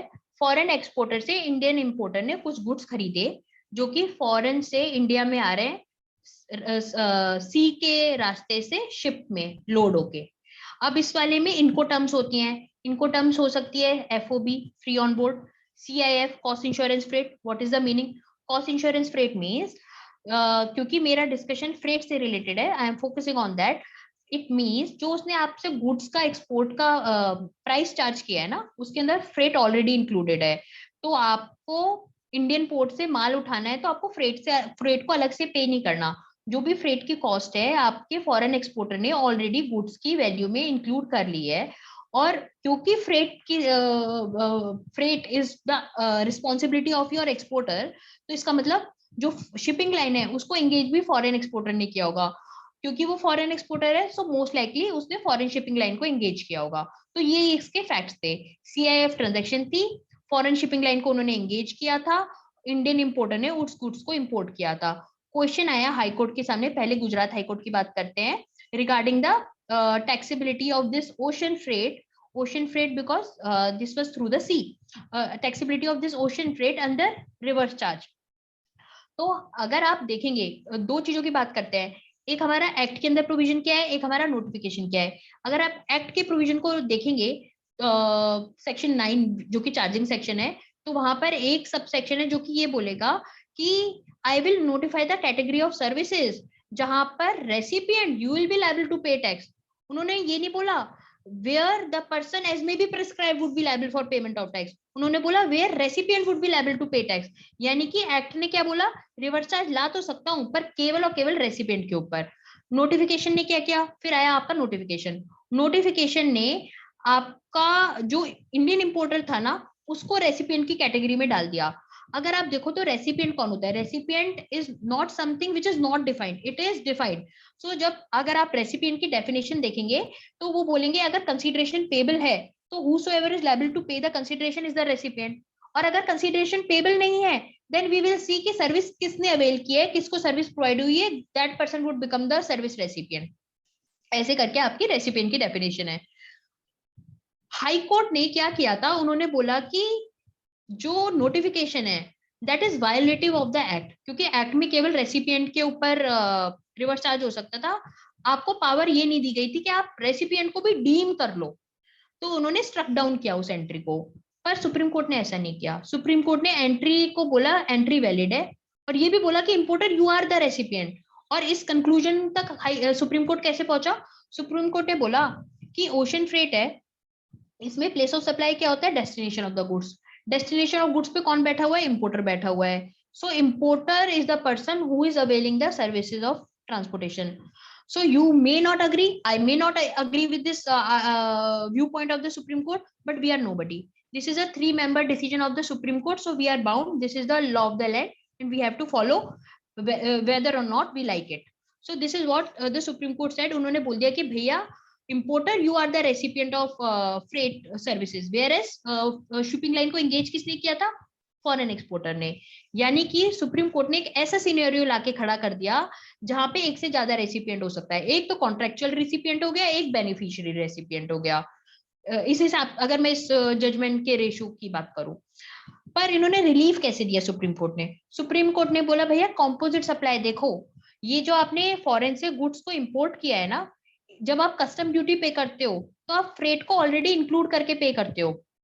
जब आपने फ्रेट को गुड्स की वैल्यू में डाल दिया और गुड्स की तरह टैक्स कर दिया, तो आप अलग से सर्विस की तरह टैक्स करने की बात क्यों कर रहे हो।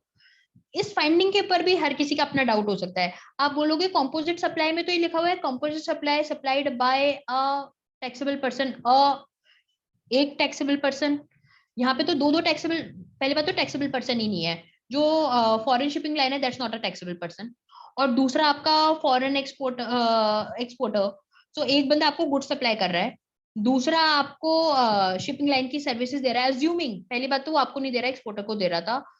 तो उन सब आर्ग्यूमेंट में वो गए नहीं कॉम्पोजिट सप्लाई, पर उन्होंने डायरेक्टली बोल दिया कि कॉम्पोजिट सप्लाई है and therefore not liable. So relief दिया, पर relief on a limited ground. Now अब इसमें क्या क्या प्रॉब्लम है, सबसे पहले हम बात करते हैं कि क्या वो रेट्रोस्पेक्टिव अमेंडमेंट ला सकते हैं। तो अभी फिलहाल तो क्योंकि stake involve is really huge, इस वजह से वो कुछ ना कुछ चेंज तो लाना चाहेंगे, चाहे तो वो इसके against review petition supreme court में फाइल करें या फिर अमेंडमेंट लेके आए। पर अमेंडमेंट लाना आसान नहीं होगा, क्योंकि ये ऑब्जर्वेशन है कॉम्पोजिट सप्लाई के ऊपर, रेसिपिएंट वाला पॉइंट तो उन्होंने उड़ा ही दिया था। सो पूरी ऑब्जर्वेशन कॉम्पोजिट सप्लाई पर है। कॉम्पोजिट सप्लाई को टच करने का मतलब है कि आप बहुत सारी और चीजें भी हिलाओगे। So retrospective amendment is not likely, but let's see कि क्या होता है, whether they go, the department goes for review petition or something. Now I was saying composite supply की अगर आप definition देखोगे, it will talk about taxable supplies. So bundle of taxable supplies. So what if my supply is non-exempted? Crude का import किया मैंने. What if my supply is exempted? Agricultural commodity का import किया मैंने. उसके साथ ट्रांसपोर्टेशन आप बंडल बोलोगे कि नहीं बोलोगे? बिकॉज कंपोजिट सप्लाई की डेफिनेशन में तो फॉल नहीं करेगा. इस पर्टिकुलर केस में जो कमोडिटी थी वो तो टैक्सेबल थी, but there could be cases जहां पर इंपोर्ट हो रहा है non taxable. So non taxable supply पर then we can't take this ground because that is clearly not falling under composite supply's definition. Exempted supply are a part and parcel of taxable supply, so उसके ऊपर ये ratio equally apply करेगा. Now the next question in FOB transactions का क्या होगा? सो FOB क्या है? Free on board, यानी कि शिपिंग लाइन को कौन एंगेज कर रहा है? Indian importer. तो उस वाले केस में अगर आपने इंडियन शिपिंग लाइन को एंगेज किया तो वो डायरेक्ट चार्ज में टैक्स पे कर रही होगी. अगर आपने फॉरेन शिपिंग लाइन को एंगेज कर लिया है तो रिवर्स चार्ज का क्वेश्चन आएगा. सो इस वाले केस में भी अगर मैं कस्टम ड्यूटी की कैलकुलेशन देखूंगी तो मेरा एफओबी ट्रांजैक्शन में भी फ्रेट इन्वॉल्व होकर मेरी कस्टम ड्यूटी कंप्यूटेशन में आता है. But this is something which was not argued, which was not a subject matter before the Supreme Court. Therefore, this type of transaction will have to be fought out separately. Now, impact on treating more than one person. So I was saying कि इस particular decision के भी बहुत सारे wide implications हो सकते हैं. क्योंकि I was saying कि इन्होंने contractual recipient versus beneficiary recipient, दो recipient होगा तो क्या होगा? आईटीसी लेते समय आप बोलते हो रेसिपिएंट को क्रेडिट मिलेगा, तो रेसिपिएंट कौन सा रेसिपिएंट? कॉन्ट्रेक्चुअल की beneficiary recipient?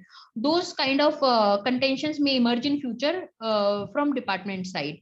And secondly doubts may arise on other payments जैसे royalty etcetera which become part and parcel of goods का वैल्यू. कस्टम में कई बार क्या होता है, कंडीशन ऑफ कॉन्ट्रैक्ट होती हैं जो सर्विसेज, वो कस्टम ड्यूटी कैलकुलेशन का पार्ट बन जाती हैं. तो उन सारी चीजों के ऊपर क्या इम्प्लीकेशन होगा? तो this discussion was only on the freight, but there are other services also which become in part and parcel for the purpose of custom duty computation. So what would be the fate of those elements that has to be seen. Now the way forward. Past period, अगर आपने GST पे नहीं किया था ocean freight पर, so you are the most blessed person. आपको कुछ भी करने की जरूरत नहीं है. Now supreme court is blessing you further. GST paid and availed ITC, आपने जीएसटी पे किया, क्रेडिट ले लिया, और यूटिलाइज भी कर लिया, फिर तो क्वेश्चन ही नहीं है. क्रेडिट आपने लिया और एक्यूमुलेटेड है तो उस पर क्वेश्चन आ सकता है, या फिर आप क्रेडिट का एंटाइटलमेंट नहीं था तो उसका क्वेश्चन आता है. तो इन केसेस में what we will try for the refund. पर रिफंड में आपके लिए मेजर हर्डल क्या होगी? Unjust enrichment. अनजस्ट एनरिचमेंट क्या होता है?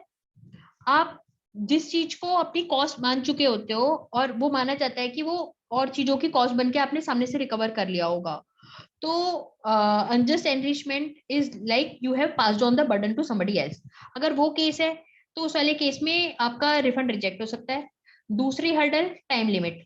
टाइम लिमिट इस वाले पर्टिकुलर केसेस में इट इज ऑलवेज बेटर कि जो नॉर्मल लिमिटेशन में उसकी एक बकेट बनाए, जो नॉर्मल लिमिटेशन के ऊपर है उसकी दूसरी बकेट बनाए. नाउ यू मे आस्क कि आप नॉर्मल लिमिटेशन के ऊपर की बात भी क्यों कर रहे हो, उसका रिफंड मुझे एट ऑल मिल भी सकता है क्या? So we have a supreme court decision in the case of Mafatlal. ये जो मफतलाल का डिस्कशन है ये एक्साइज रिजीम का है, बट अगर कभी भी कोई रिफंड को समझना चाहता है, आई थिंक उसको मफतलाल कम से कम 4-5 बार पढ़ लेना चाहिए.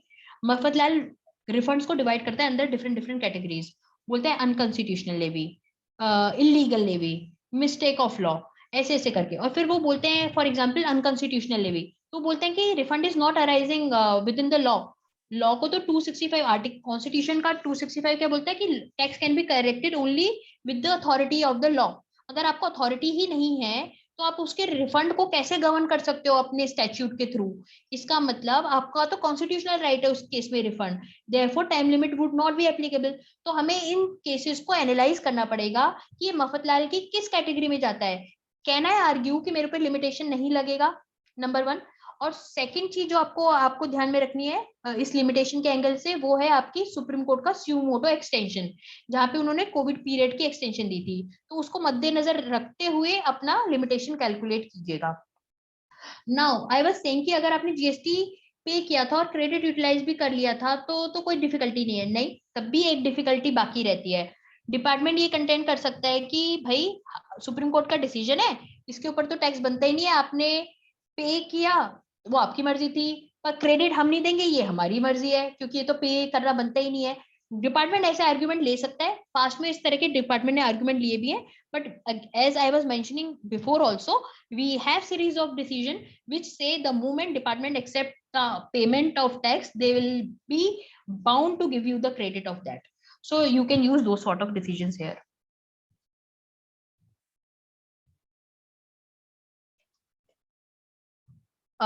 Now coming on to the next topic. So now 5, 6, 7, these I have bundled together. These pertains to fault of the supplier, and who is being punished for that, the recipient. तो किस तरह के issues involved है, किन provisions की वजह से ये इश्यूज अराइज हो रहे हैं और इनसे इनका वे फॉरवर्ड क्या है.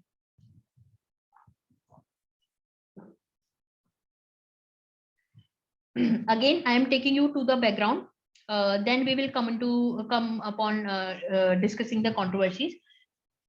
Section 16(2) आपकी क्रेडिट की कंडीशंस ले डाउन करता है. फॉर एग्जांपल वो बोलता है कि आपने इनवॉइस रिसीव किया हो, आपने वो गुड्स या सर्विसेज भी रिसीव किए हो. फिर उसमें एक और कंडीशन क्या है, subject to provisions of 41, 43A, tax charge in respect of such supply has been actually paid to the government either in cash or through utilization of ITC admissible in respect of such supply. तो ये किसके payment की बात कर रहे हैं, आपके supplier की. तो वो बोल रहे हैं कि आपका आईटीसी हम तभी एडमिट करेंगे जब आपके सप्लायर ने गवर्नमेंट को टैक्स भर दिया हो. Subject to 41, 43. सब्जेक्ट टू 41 तो आपका प्रोविजनल क्रेडिट को पर्टेन करता था. 43A आपका बात करता था एक न्यू रिटर्न सिस्टम उन्होंने एनविसाज की थी जिसमें उन्होंने जॉइंट लायबिलिटी सप्लायर और रेसिपिएंट की कॉन्टेम्पलेट की थी. 43A तो कभी पिक्चर में ही नहीं आया, कभी इफेक्टिव नहीं हुआ. और जो 41 था उसके अंदर भी प्रोविजनल क्रेडिट के एंगल से हमारे ऊपर वो जो मैचिंग मैकेनिज्म था वो सब क्योंकि इन प्लेस नहीं था, तो even 41 is not applicable. So with this, now what kind of issues department creates? Department जहां उन्हें ये लगता है कि ये तो फेक इनवॉइस है, या फिर आपका सप्लायर नॉन एग्जिस्टेंट हो गया, या फिर आपके सप्लायर का रजिस्ट्रेशन कैंसिल हो गया, भले ही रेट्रोस्पेक्टिव इफेक्ट से कैंसिल हुआ, उस सारे केसेस में वो क्या करेंगे, आपके ऊपर नोटिस थ्रो करेंगे, बोलेंगे भैया आपका सप्लायर तो फेक है, या फिर आपके सप्लायर ने पे नहीं किया, या तो वो नॉन एग्जिस्टेंट पाया गया, इस वजह से अब आप अपना क्रेडिट रिवर्स कर दो. इस तरह के नोटिस आते हैं. नाउ अगर हम इसका ज्यूरिस्प्रूडेंस देखें तो हमारे पास बहुत सारे सीरीज ऑफ डिसीजंस है. पहले वेट रिजीम में हमारे पास सारे हाई कोर्ट फेवरेबल है except Bombay high court. Bombay high court में ये केस निगेटिव गया था, वो भी स्पेसिफिक फैक्ट्स की वजह से, क्योंकि उन्होंने उस पर्टिकुलर केस में फेक इनवॉइसेस की ट्रेल को कोर्ट को कन्विंस कर लिया था कि यहाँ पे फेक इनवॉइसिंग चल रही है. तो that decision came negative, but on a principle basis all the decision says कि आप टैक्स पेयर्स को दो कैटेगरी में बांटो, रेसिपिएंट को बोनाफाइडी और कॉल्यूजन. जहां पे वो बोनाफाइडी है उनका आप क्रेडिट डिसएंटाइटल नहीं कर सकते, जहां पे कॉल्यूजन है तो आप उसका क्रेडिट डिसएंटाइटल कर सकते हो. ये आपके इन सारे केसेस की सम एंड सब्सटेंस है जो प्री जीएसटी केसेस थे. Now coming upon the GST regime. So the question is कि जीएसटी रिजीम में भी कुछ फेवरेबल डिसीजन आ गए हैं क्या? सो हाँ, हमारे पास एक मद्रास हाईकोर्ट का है, कलकत्ता हाईकोर्ट का है. सो मद्रास हाईकोर्ट ने बोला कि भाई अगर आपका सेलर डिफॉल्ट कर रहा है तो पहले जाके आप सेलर को पकड़ो ना, आप रेसिपिएंट का दरवाजा खटखटाते हुए कैसे आ गए? अगर सेलर से रिकवरी नहीं हो पा रही है तब आप रेसिपिएंट के पास आओ. LGW इंडस्ट्री कलकत्ता, उन्होंने बोला अगर मैंने अपनी तरफ से ड्यू डिलिजेंस किया, मेरी ट्रांजेक्शन जेन्युइन थी, और जिस समय मैंने ट्रांजेक्शन की उसका रजिस्ट्रेशन, मेरे सप्लायर का रजिस्ट्रेशन इफेक्टिव था, तो आप मेरे ऊपर ये कंटेंट करके I am a bonafide recipient, आप मेरा क्रेडिट डिसएंटाइटल नहीं कर सकते. So Calcutta high court granted a relief. ये आपके पुराने 2020-2021 के डिसीजन हो गए. Now this is the recent one, ये भी कलकत्ता हाईकोर्ट से है. तो यहाँ पर क्या हुआ था, उन्होंने आपका क्रेडिट डिसअलाउ कर दिया, सेइंग कि जो आपका सप्लायर था उसका रजिस्ट्रेशन उन्होंने रेट्रोस्पेक्टिव इफेक्ट से कैंसिल किया. तो उन्होंने बोला कि that was not a genuine supplier, इस वजह से हम आपको क्रेडिट डिसएंटाइटल करते हैं. तो उन्होंने अपना ही कलकत्ता हाईकोर्ट का LGW का केस रेफर किया और उन्होंने बोला कि भाई इस वाले केस में ट्रांजेक्शन जेन्युइन है, जिस समय उन्होंने ट्रांजेक्शन की उसका रजिस्ट्रेशन लाइव था, आपने पेमेंट भी बैंकिंग चैनल के थ्रू किया, तो उन्होंने अपनी ड्यू डिलिजेंस पूरी की, उसके बाद भी अगर वो फेक है, you can catch hold the recipient, they granted relief to the recipient. So these are the cases which we can make use of. Now firstly मैंने बोला कि डिपार्टमेंट क्या क्या एक्शन ले लेता है. तो डिपार्टमेंट सबसे पहले तो आपका क्रेडिट डिसएंटाइटल करता है, जिसमें आई वाज सेइंग कि we have series of decision which are favourable. Next action क्या करता है डिपार्टमेंट, आपका क्रेडिट लेजर ब्लॉक कर देता है.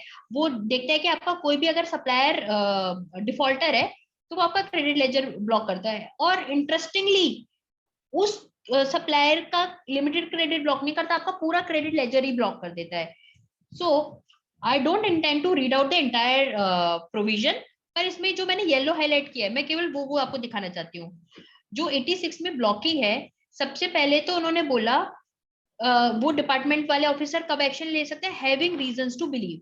यानी कि फर्स्टली तो आपके पास रीजंस होने चाहिए. मेरे suspicion will not be sufficient, आपको डाउट हो रहा है, you should have reasons to believe. और जो रीजंस टू बिलीव फ्रेज है वो अपने आप में बहुत सारे केसेस में डील हुआ हुआ है. Pre GST, GST, excise regime, income tax, you will find lot of jurisprudence. Maneka Gandhi का भी इसके ऊपर केस है which dwell upon what is reason to believe. Secondly, जब आप 86A इन्वोक करते हो तो reasons are to be recorded in writing. आपको उनको कहीं रिकॉर्ड भी करना होता है. Firstly you should have the reason, secondly you should also record the reasons. फिर तीसरी इंपॉर्टेंट बात, they say not allow debit of an amount equivalent to such credit. equivalent to such credit मतलब जो कि ऊपर ए क्लॉज ABCD के अंदर आ रहा है ना, जहां पे डिफॉल्ट हो रही है, कह रहा है केवल उतना ब्लॉक करेंगे. उसने कहीं पे भी नहीं बोला कि आपका पूरा क्रेडिट लेजर ब्लॉक कर दूंगा. वो बोल रहा है equivalent to such credit which is a disputed credit where they are saying कि issued by a registered person who has been found non-existent or the person is not conducting any business from that premises etc. So only that credit alone I can block, not the whole credit ledger. This is the legal provision. Now the case laws. अब इसमें मैंने 4A, B, C, D करके 4 part में लिया है. इन चारों में मैं डिफरेंट कंट्रोवर्सीज को डील करूंगी. 4A में उन्होंने क्या बोला, पहली बात प्रोविजन कॉन्टेम्पलेट करता है रीजंस टू बिलीव होना चाहिए. सेकंड, प्रोविजन कॉन्टेम्पलेट करता है reasons to be recorded in writing. इस केस में ये दोनों केसेस ही नहीं हुए. आपने मेयरली सस्पिशन के बेसिस पे क्रेडिट लेजर ब्लॉक किया है which is not permissible in law. Therefore the ledger should be unblocked immediately. Now एक चीज जो कि इंटरेस्टिंगली इस हाई कोर्ट ने बोली वो था पोस्ट डिसीजनल और रेमिडियल हियरिंग. उन्होंने बोला कि इसमें कहीं पे भी show cause notice, opportunity of being heard वगैरह की बातें नहीं हुई इस प्रोविजन में.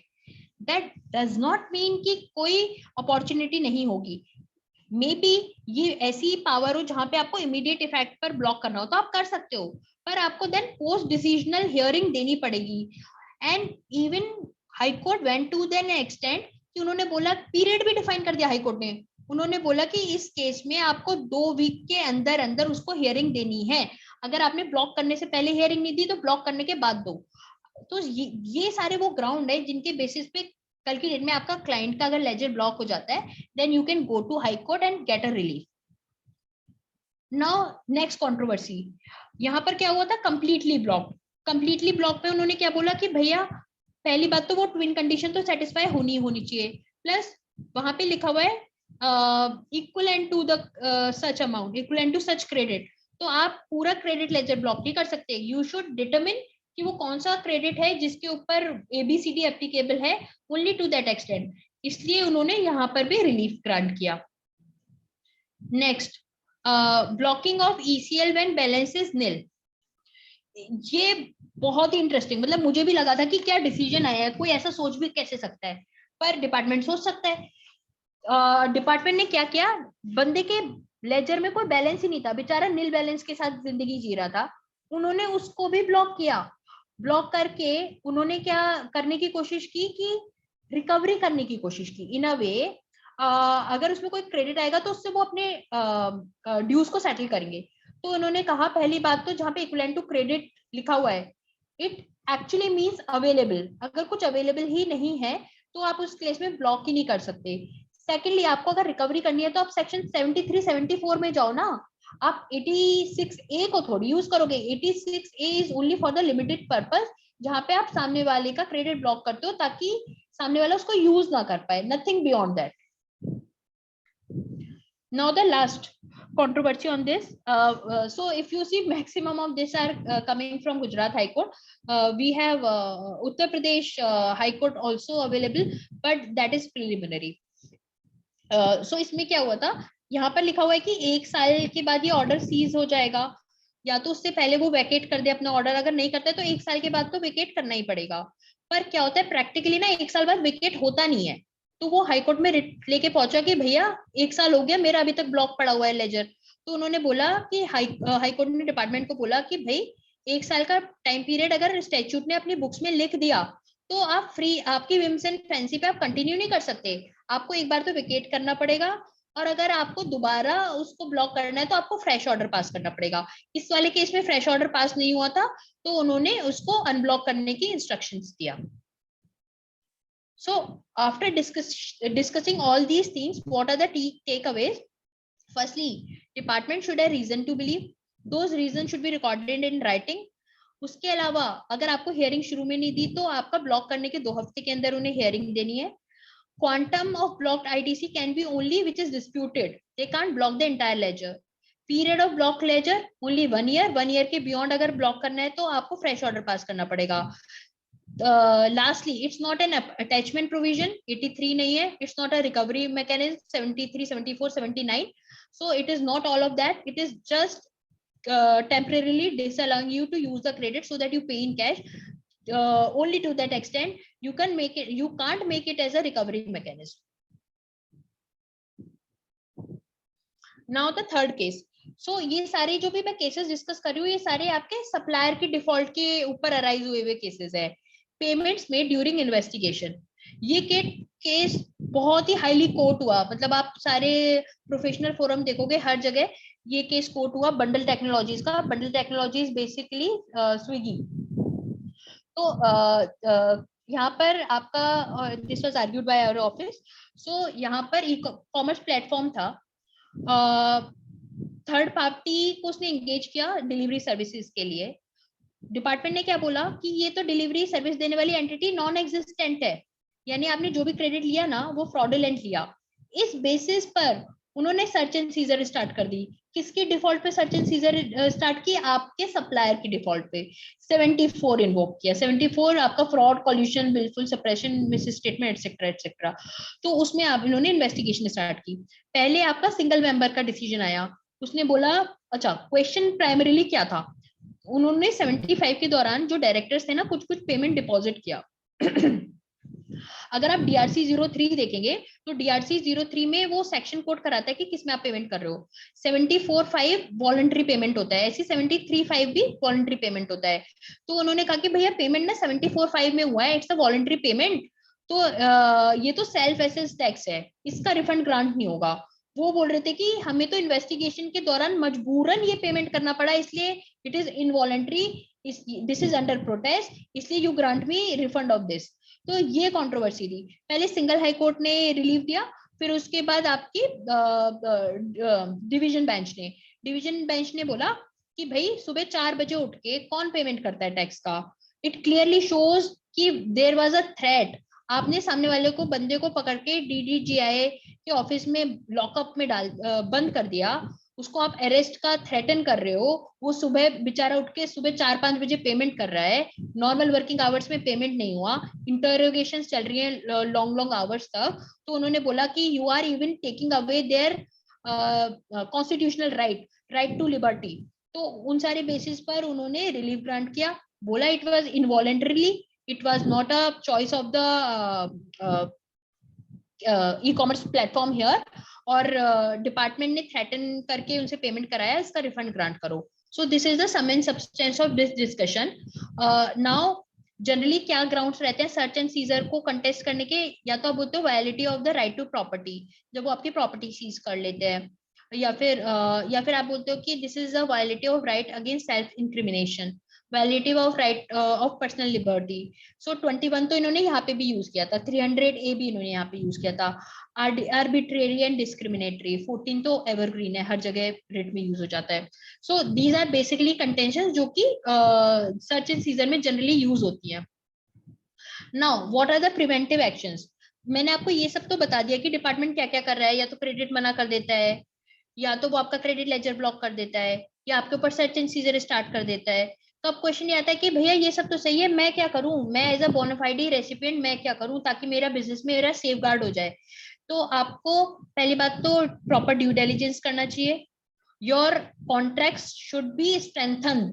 नाउ स्ट्रेंथन का मतलब क्या है, आप कॉन्ट्रैक्ट्स में इस तरह के वर्डिंग्स डालिए कि डिफॉल्ट के बेसिस पर अगर आपके ऊपर कुछ भी लायबिलिटी आती है सप्लायर डिफॉल्ट की वजह से, वो आप इंडेमनीफाई करवाओ सामने वाले से।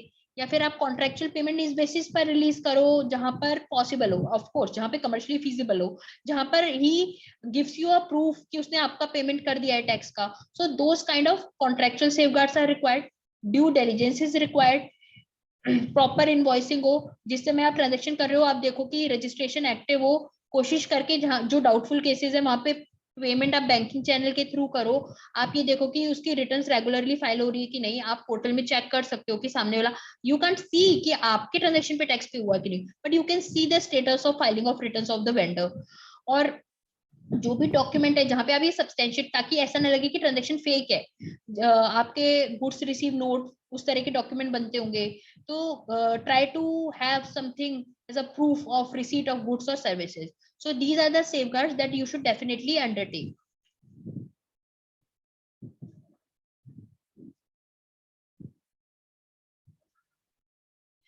So now moving on to the last topic of today's session, then we will move to the Q&A.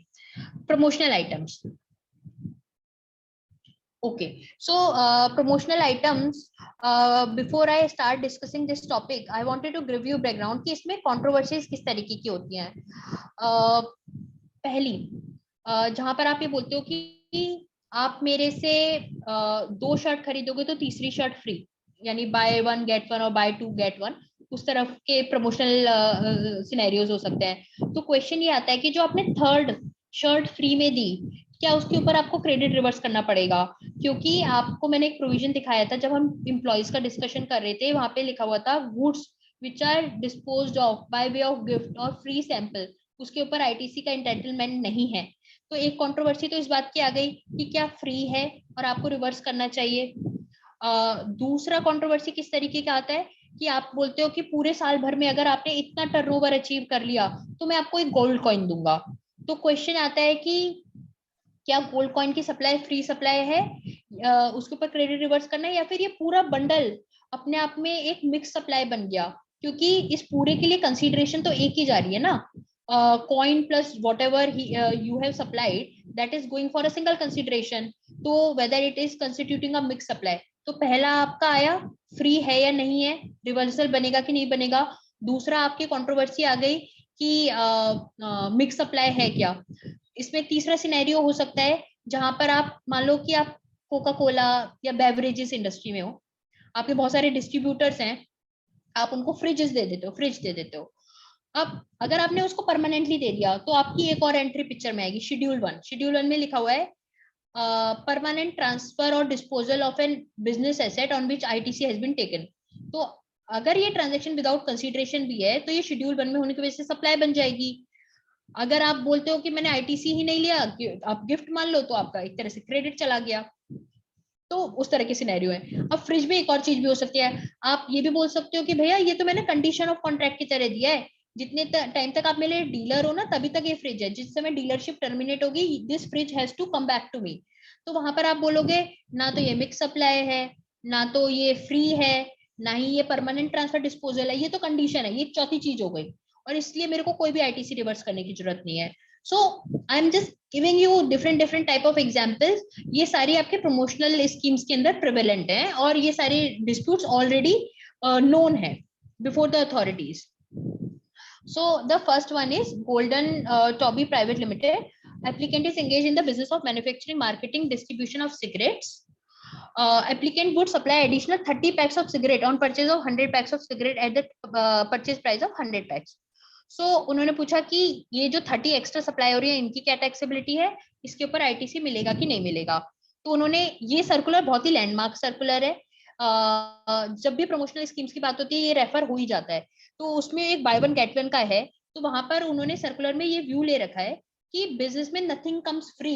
अगर मैं आपको 100 पे 30 दे रहा हूँ तो मैंने इस 30 का प्राइस भी इस 100 में रिकवर कर लिया होगा। इस वजह से मेरे को इन 30 को ना तो अलग से टैक्स करने की जरूरत है, ना ही मुझे इस 30 पे क्रेडिट रिवर्स करने की जरूरत है। I can take credit and discharge tax on the 100 का जो बंडल है। So this is what the authority also said, and according to me, they have stated correctly. Now, coming on to the next dispute, GRB Dairy Foods Private Limited. Appellant was distributing various goods and services as a promotional offer to enhance sale. तो किस तरह के offer हो रहे थे? मेरे dealer distributor को incentivise करने के लिए, या तो मैं बोलती हूँ भैया आपको टीवी दूंगी, फ्रिज दूंगी, कूलर दूंगी, वाउचर दूंगी, ट्रिप टू दुबई दूंगी, तो ये सब मैं उन्हें प्रमोशनल ऑफर दे रही हूँ। इसमें AAR ने क्रेडिट रिजेक्ट किया जी और एच के ऊपर। एक बार मैं आपको रिकॉल करा दूं, जी था पर्सनल कंजम्पशन, एच था आपका गिफ्ट। इन्होंने इस AAR को अपीलेट अथॉरिटी के सामने चैलेंज किया।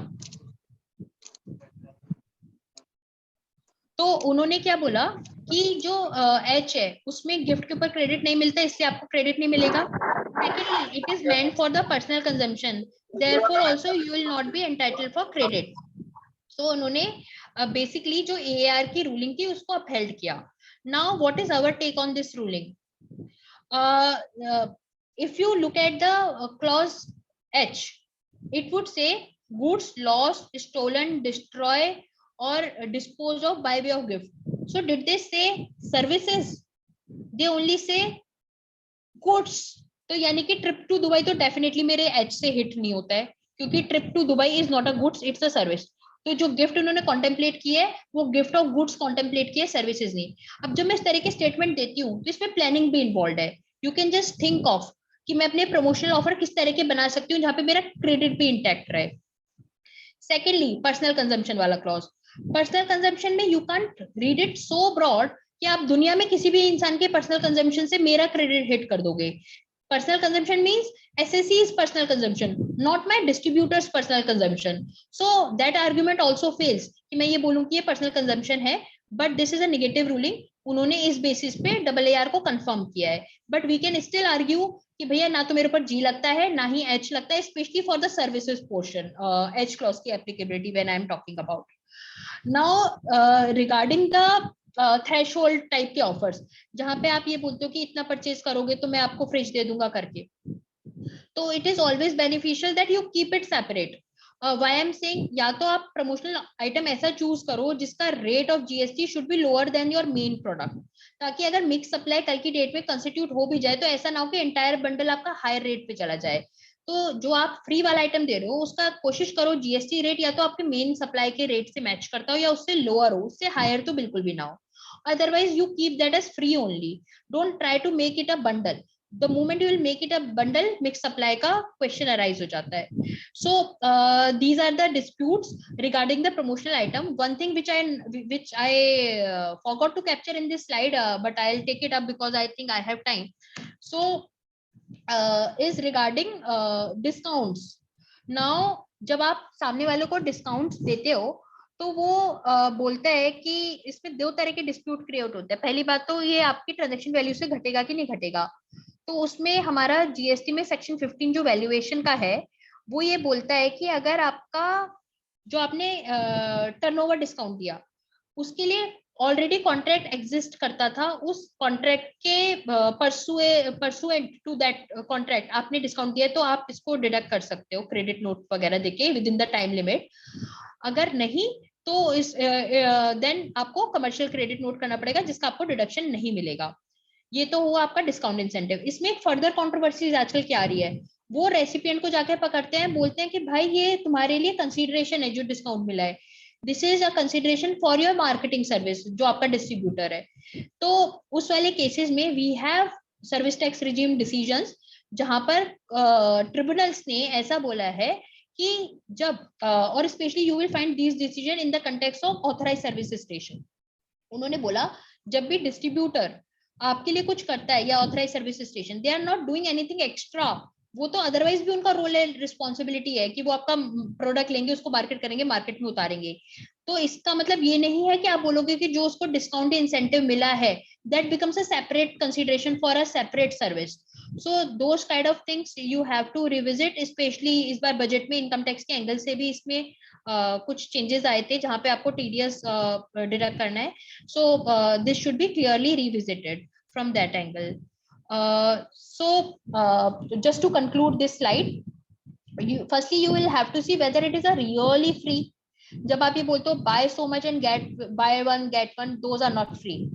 अगर आप बिल्कुल ही किसी कॉन्ट्रैक्ट सामने वाला को स्यू कर सकता है, फॉर एग्जांपल आपने बाय वन गेट वन करके एक ही दिया, तो आपने कॉन्ट्रैक्ट एंटर कर रखा था ना दो के लिए, आपने इसका मतलब सेकंड वॉलंटरी नहीं दिया है. वॉलंटरी होता तो आपको सामने वाला स्यू नहीं कर सकता था. रियली फ्री मींस कि मेरा दिवाली का आया और दिवाली पे मैंने उठा के अपने डिस्ट्रीब्यूटर्स को कुछ दे दिया, that is really a gift.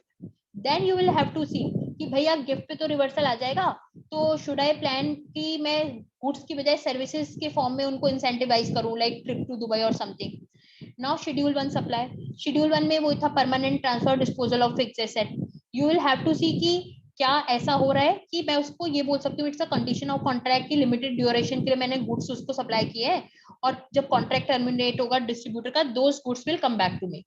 Is it a composite mix supply? यहाँ पर मेरा एक क्लियर कहना है कि जब भी आपको डाउट हो, एटलीस्ट जो आइटम आप प्रमोशनल आइटम दे रहे हो उसका rate should be equal to और lower than the main product rate.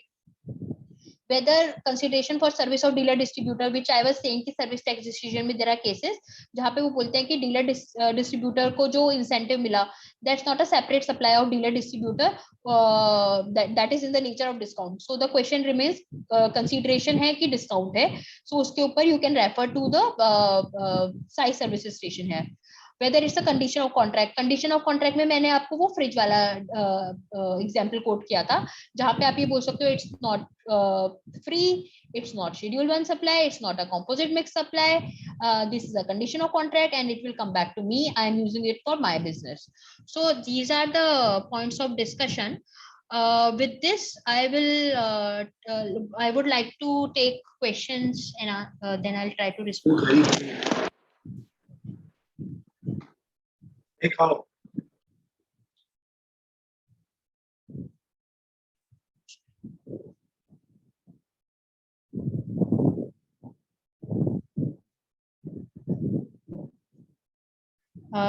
Sunny ji, you can open the floor now. The floor is open for questions. Yes, anyone has query, please may ask the question. Sir, ma'am, Dilip Gupta has raised his hand. Okay. I am allowing him to talk. Yes, Dilip ji, you can ask.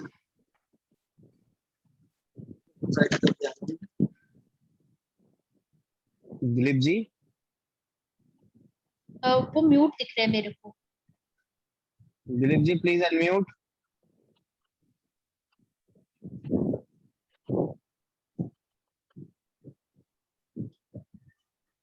If anyone else have any query.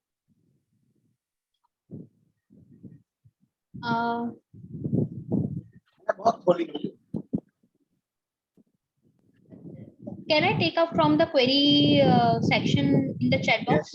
Yes, ma'am. Okay, so this is a query from Rishabh Ji. In case of blocking of ECL, the ITC which is fake has been utilized, but there is balance in ECL related to legitimate ITC. Can it be blocked? So the question is, मेरा fake मतलब जो disputed credit है वो मैंने utilise कर लिया है, पर मेरे क्रेडिट में बैलेंस है. हाँ, credit is a fungible pool, there is no 1-to-1 correlation. अगर to that extent you have a balance, they can block it even if वो उसकी बजाय किसी और के इनवॉइस से फ्लो हुआ हो, because it is a fungible pool.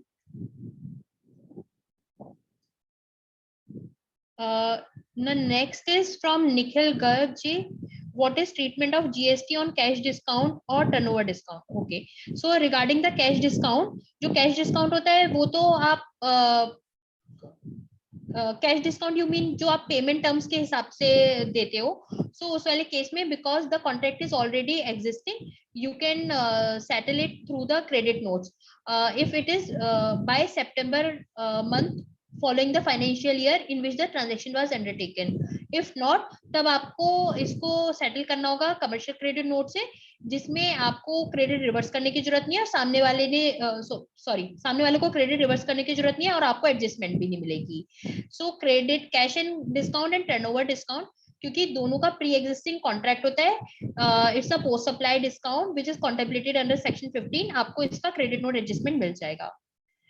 Now the next is, if we want to take an advance ruling, can we quote judgment of another state advance ruling already issued?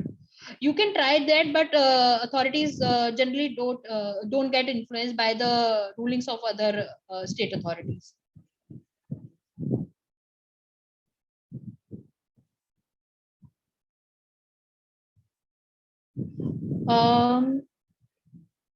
There is a question: tour package as a promotional gift to dealers. Will dealer have to charge GST as it will come in credit side of P&L account of dealer? Tour package as a promotional gift to dealer.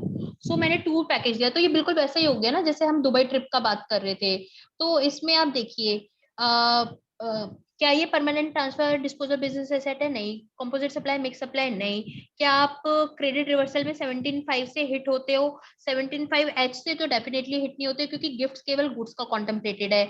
17.5H की बजाय जी को अगर department invoke करता है तो वो बोलेगा कि ये पर्सनल कंजम्पशन का है, जिसमें आप आर्ग्यू कर सकते हो कि पर्सनल कंजम्पशन मेरा पर्सनल कंजम्पशन होना चाहिए, ना कि मेरे डीलर का. सो इस बेसिस पे आप क्रेडिट भी रिटेन कर सकते हो. सो इट डजंट मैटर कि आप उसको P&L में क्या ट्रीटमेंट दे रहे हो.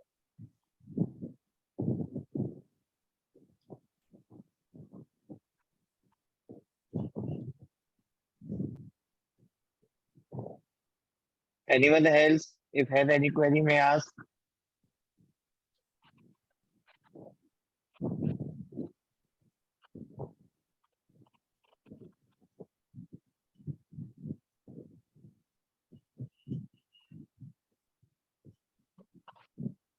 Ma'am, one more question is there. Ashish Karundia ji se, if tax is paid through ITC, though for 2 months interest was not available, whether interest is payable for entire period?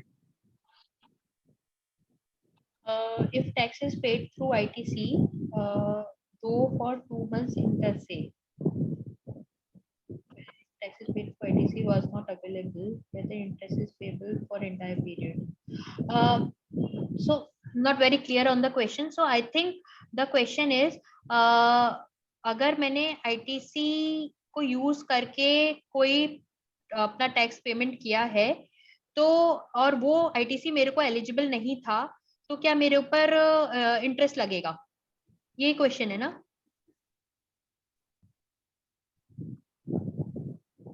Okay. No.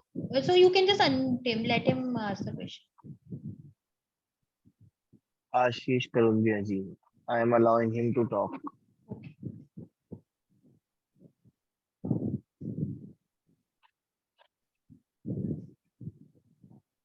Ashish Karundia ji, please unmute and ask the question.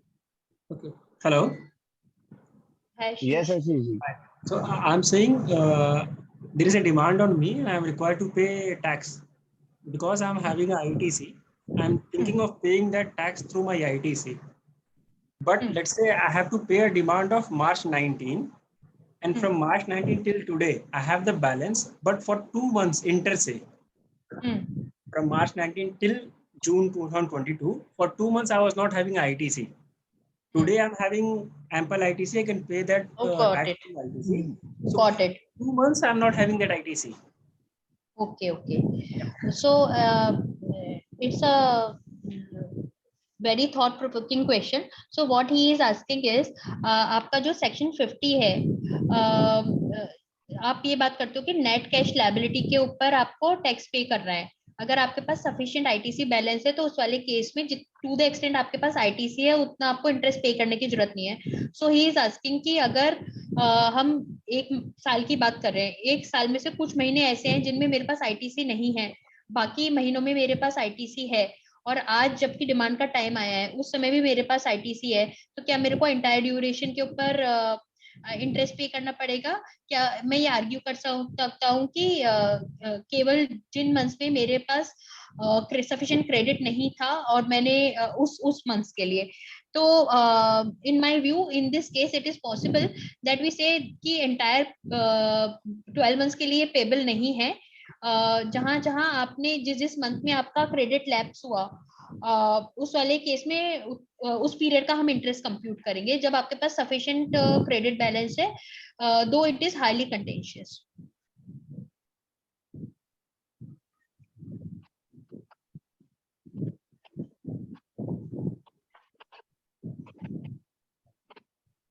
There is one more in the group.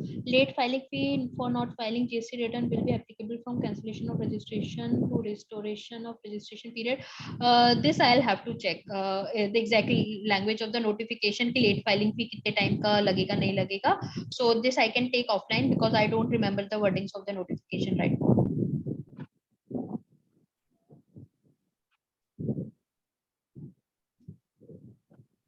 Hardeep Monsar has asked, one of the client's output invoice erroneously showing in the 2017-18 instead of 2018-19. Any remedy or idea? One of client output invoice is showing in 17-19 का कोई सा GSTR 3B में आपने पे कर दिया है, किस में रिफ्लेक्ट करने की बात कर रहे हैं आप GSTR 1 की बात कर रहे हैं, GSTR 3B की बात कर रहे हैं, आप किसकी बात कर रहे हैं?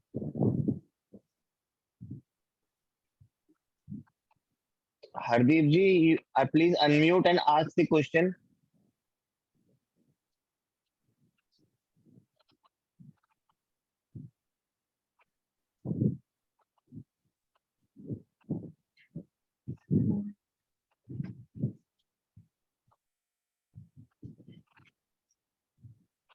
So I'm not able to understand what is the controversy here. अगर आप GSTR 1, so GSTR 1 में आपने इनकरेक्ट पीरियड में भी दिखा दिया, कोई फर्क नहीं पड़ता, उसकी वजह से कोई इम्प्लीकेशंस नहीं है। आपका 3B में पेमेंट ठीक हिसाब से हो गया, दैट इज सफिशिएंट। आपके क्लाइंट के एंगल से भी इशू नहीं, ऑटो पॉपुलेट हो गया होगा इन अ डिफरेंट पीरियड में भी।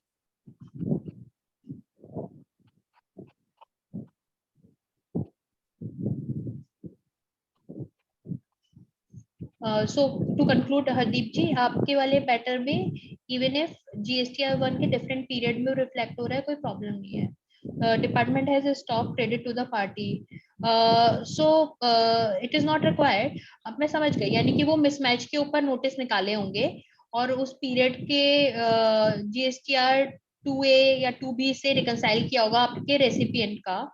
so that may be a possible scenario, पर इसमें लीगली कोई इशू नहीं है। डिपार्टमेंट अगर इस तरह की कंटेंशन कर रहा है then you should argue and litigate this matter.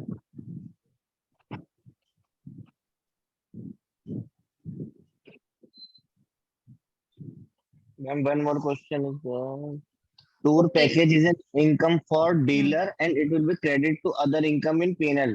Will GST be charged by the dealer on this to company? सो आप ये बोल रहे हैं कि टूर पैकेज, तो ये जो मैंने आपको क्वेश्चन दिया था ना इंसेंटिव, जब मैं साई सर्विस स्टेशन का सर्विस टैक्स रिजीम का डिस्कशन कर रही थी, तो ये उसी का एक रिफाइंड वर्जन है। तो मेरे वाले केस में क्या था कि मैं आपसे मॉनेटरी ट्रांजैक्शन डिस्कस कर रही थी डिस्काउंट्स की, आप नॉन मॉनेटरी कर रहे हो। तो आप ये बोल रहे हो जो मैंने टूर पैकेज दिया, क्या मैं ये बोल सकता हूँ कि डीलर के हैंड में that is a consideration towards provision of dealership services और से मार्केटिंग सर्विसेज, और ये बार्टर हो गया, यानी नॉन मॉनेटरी और इस पे टैक्स लग जाए।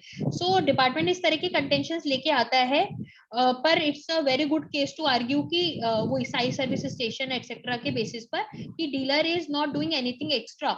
सो आपका इनकम P&L अकाउंट में आपने क्या ट्रीटमेंट दिया है, irrespective of that there is no additional activity which is being carried out by your dealer as a supply to the whosoever is the manufacturer or whosoever the person is, so there is no further taxability in the hands of dealer.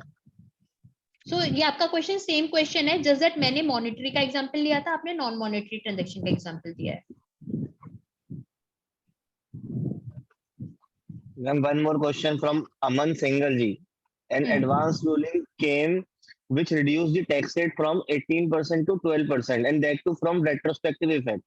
In order to reduce the tax rate, supplier revised the tax invoices in GSTR1 instead of issuing credit note.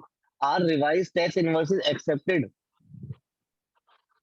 नहीं, but एक बार आप उन्हें unmute कर दीजिए firstly. तो I would like to understand how he revise the invoices in GSTR1।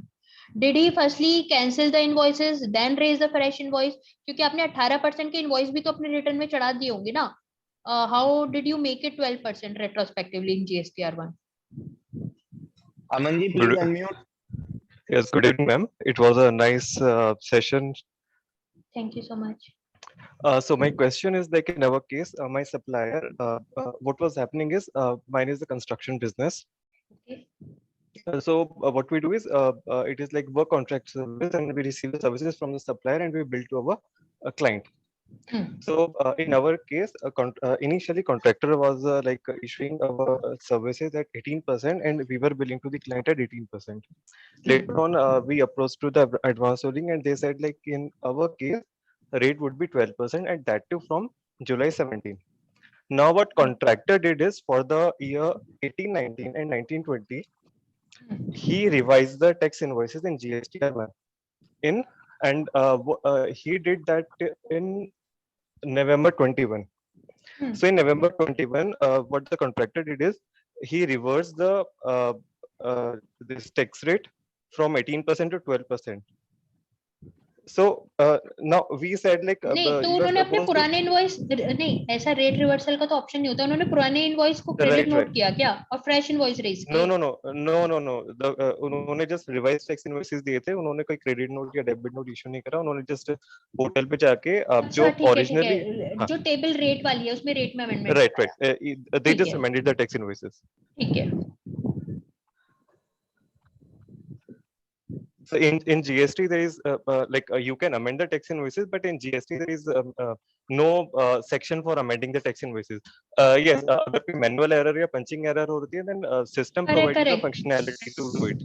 Correct. Firstly तो जो उन्होंने किया वो एक तरह से बहुत ज्यादा लीगली सपोर्टेड नहीं है, क्योंकि जब आपके रिपोर्टिंग एरर होती है वो टेबल उसको करेक्ट करने के लिए है, पर आपका इनवॉइस पे ही रेट इनकरेक्ट है, तो आपको उस इनवॉइस को ही कैंसिल करके फ्रेश इनवॉइस रेज करना पड़ेगा। पर अभी फिलहाल के लिए ये सिनेरियो ले लेते हैं कि उन्होंने कुल मिला के पोर्टल के ऊपर रेट रिवाइज कर दिया और आपको फिजिकल इनवॉइसेस इशू कर दिए at a revise rate. Now what is the query? Right, contractor ने यही करा है। इसमें अब हमारा क्वेरी क्या है? हमारा क्वेरी है कि जो कॉन्ट्रैक्टर ने अमेंडेड टैक्स इनवॉइसेस दिए हैं, कि हम उसको एक्सेप्ट करें या उसको चैलेंज करें, because we are not accepting those tax invoices and the matter is into court. क्योंकि आप उसके ऊपर वैसे भी क्रेडिट ले चुके होंगे ना प्रीवियस रेट के ऊपर जब आया होगा। Right. We have already taken that 18% credit. In simple case, what could have been done? In simple case, what could have been done is that the contractor हमें credit note data of 6%, and we could have passed it to the client. Correct. Hand in hand 6% हम अपना reduce करते, उधर से liability reduce होता था, तो transaction knock off हो जाता। बट वो कॉन्ट्रैक्टर हैज डन इज, उसने अपना टैक्स इनवॉइस पोर्टल पे अमेंड कर दिया, which we are not accepting. So I just wanted to confirm like that amended tax invoices can that those be accepted, और as we are saying that the contract is supposed to give the credit note. मैं तो ये advice नहीं करूंगी कि आप उनसे accept करें रिवाइज इनवॉइसेस को, क्योंकि ये इनवॉइसेस लॉ के किसी प्रोविजन में कॉन्टेम्पलेटेड नहीं है। आप 18% से पे किए, 18% का क्रेडिट ले लिए। राइट 12% पे करते तो 12% का क्रेडिट, तो आज की डेट में कोई आपको फैक्चुअली बेनिफिट भी नहीं हो रहा इन इनवॉइसेस को घुमा के। तो आई वुड से कि you should keep it intact only. पुराना जो क्रेडिट है उसको भी मत छेड़िए। आई एम नॉट श्योर कि उसने क्यों किया, मतलब what is the benefit that he is getting out of this activity. It is just an interpretation of the law. Instead of issuing credit note, he just issued the revised tax invoices. That's it. क्योंकि आप transaction भी पुरानी बता रहे हो, तो आज की डेट में तो क्रेडिट नोट का भी पीरियड निकल गया, तो अगर आप करते भी एडजस्टमेंट को तो कमर्शियल क्रेडिट नोट से करते, जीएसटी पॉइंट ऑफ व्यू से तो तब भी कुछ नहीं चेंज होता। सो Right, right, right, I exactly. Would suggest कि पुरानी पोजीशन को इंटैक्ट रखें, नए इनवॉइसेस के बेसिस पे क्रेडिट ना लें, क्योंकि हो सकता है पास में वो क्रेडिट लेके यूटिलाइज भी किया, don't get into unnecessary issues. We are doing the same thing. Okay, okay. Thank you so much. Welcome. Ma'am, one more question is there. How can we find ITC detail invoice wise which appear in GSTR 3B under available ITC? ये मेरा ना favourite question है। ये तो अभी तक ना government भी ढूंढ रही है इस क्वेश्चन का आंसर, कि आपको इनवॉइस वाइज डिटेल्स कैसे पता चले। तो ये वो डॉन है जिसे बहुत सारे मुल्क लगे हुए हैं, हमारे केस में स्टेट्स, पर इसका कोई सॉल्यूशन नहीं है। यू कैन जस्ट सी कि 3B का क्या स्टेटस है, आप ये नहीं देख सकते इनवॉइस वाइज 3B में क्या पेमेंट हुआ है कि नहीं, that functionality is not available. और उसी के ऊपर पूरा आज तक डिस्प्यूट हुआ है, मैचिंग मैकेनिज्म नहीं आया और सब कुछ। So this is something that I really won't be able to help you with. One more question is there from Mukul ji. I have one bill of entry of 3rd May 2022 on CIF basis. Whether to pay GST under RCM since apex court ruling date is 19th May. So will that ruling be applicable on backdated BOE also? अच्छा, बहुत ही interesting question है। इससे क्योंकि मैं आपको एक ना एक लीगल कॉन्सेप्ट बता पाऊंगी, इस वजह से मैं इस क्वेश्चन को बहुत ही इंटरेस्टिंग बोल रही हूँ। सुप्रीम कोर्ट ने लॉ इंटरप्रेट किया है, सुप्रीम कोर्ट ने लॉ ले डाउन नहीं किया है। लॉ पहले से ही एग्जिस्ट करता है, उस लॉ को इंटरप्रेट किया गया है। तो यू कांट से कि ये डेट के बाद के ऊपर एप्लीकेबल होगा, इस डेट से पहले एप्लीकेबल नहीं होगा। It is just the interpretation. New law has been laid down by the Supreme Court. So having said this, now एक point जो मैं मिस आउट कर गई थी, वो मैं इस समय डील करती हूँ।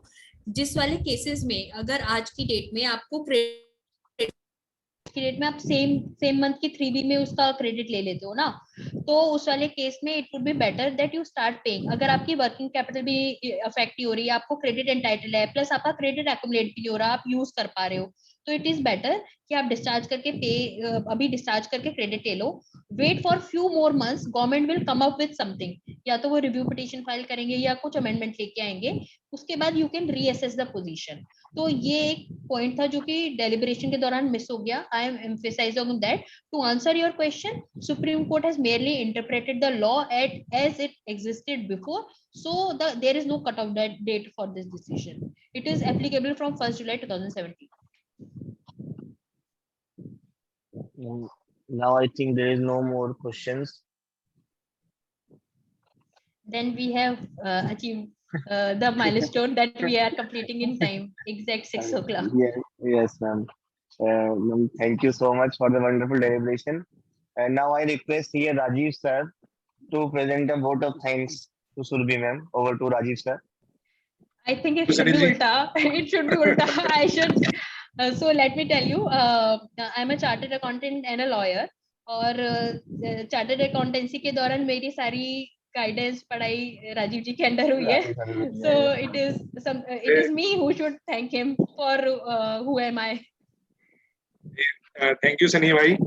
और सुरभि को तो मैं काफी मतलब ताजा बचपन तो नहीं बोलूंगा, लेकिन from there starting from the CA मैं उनको जानता हूँ।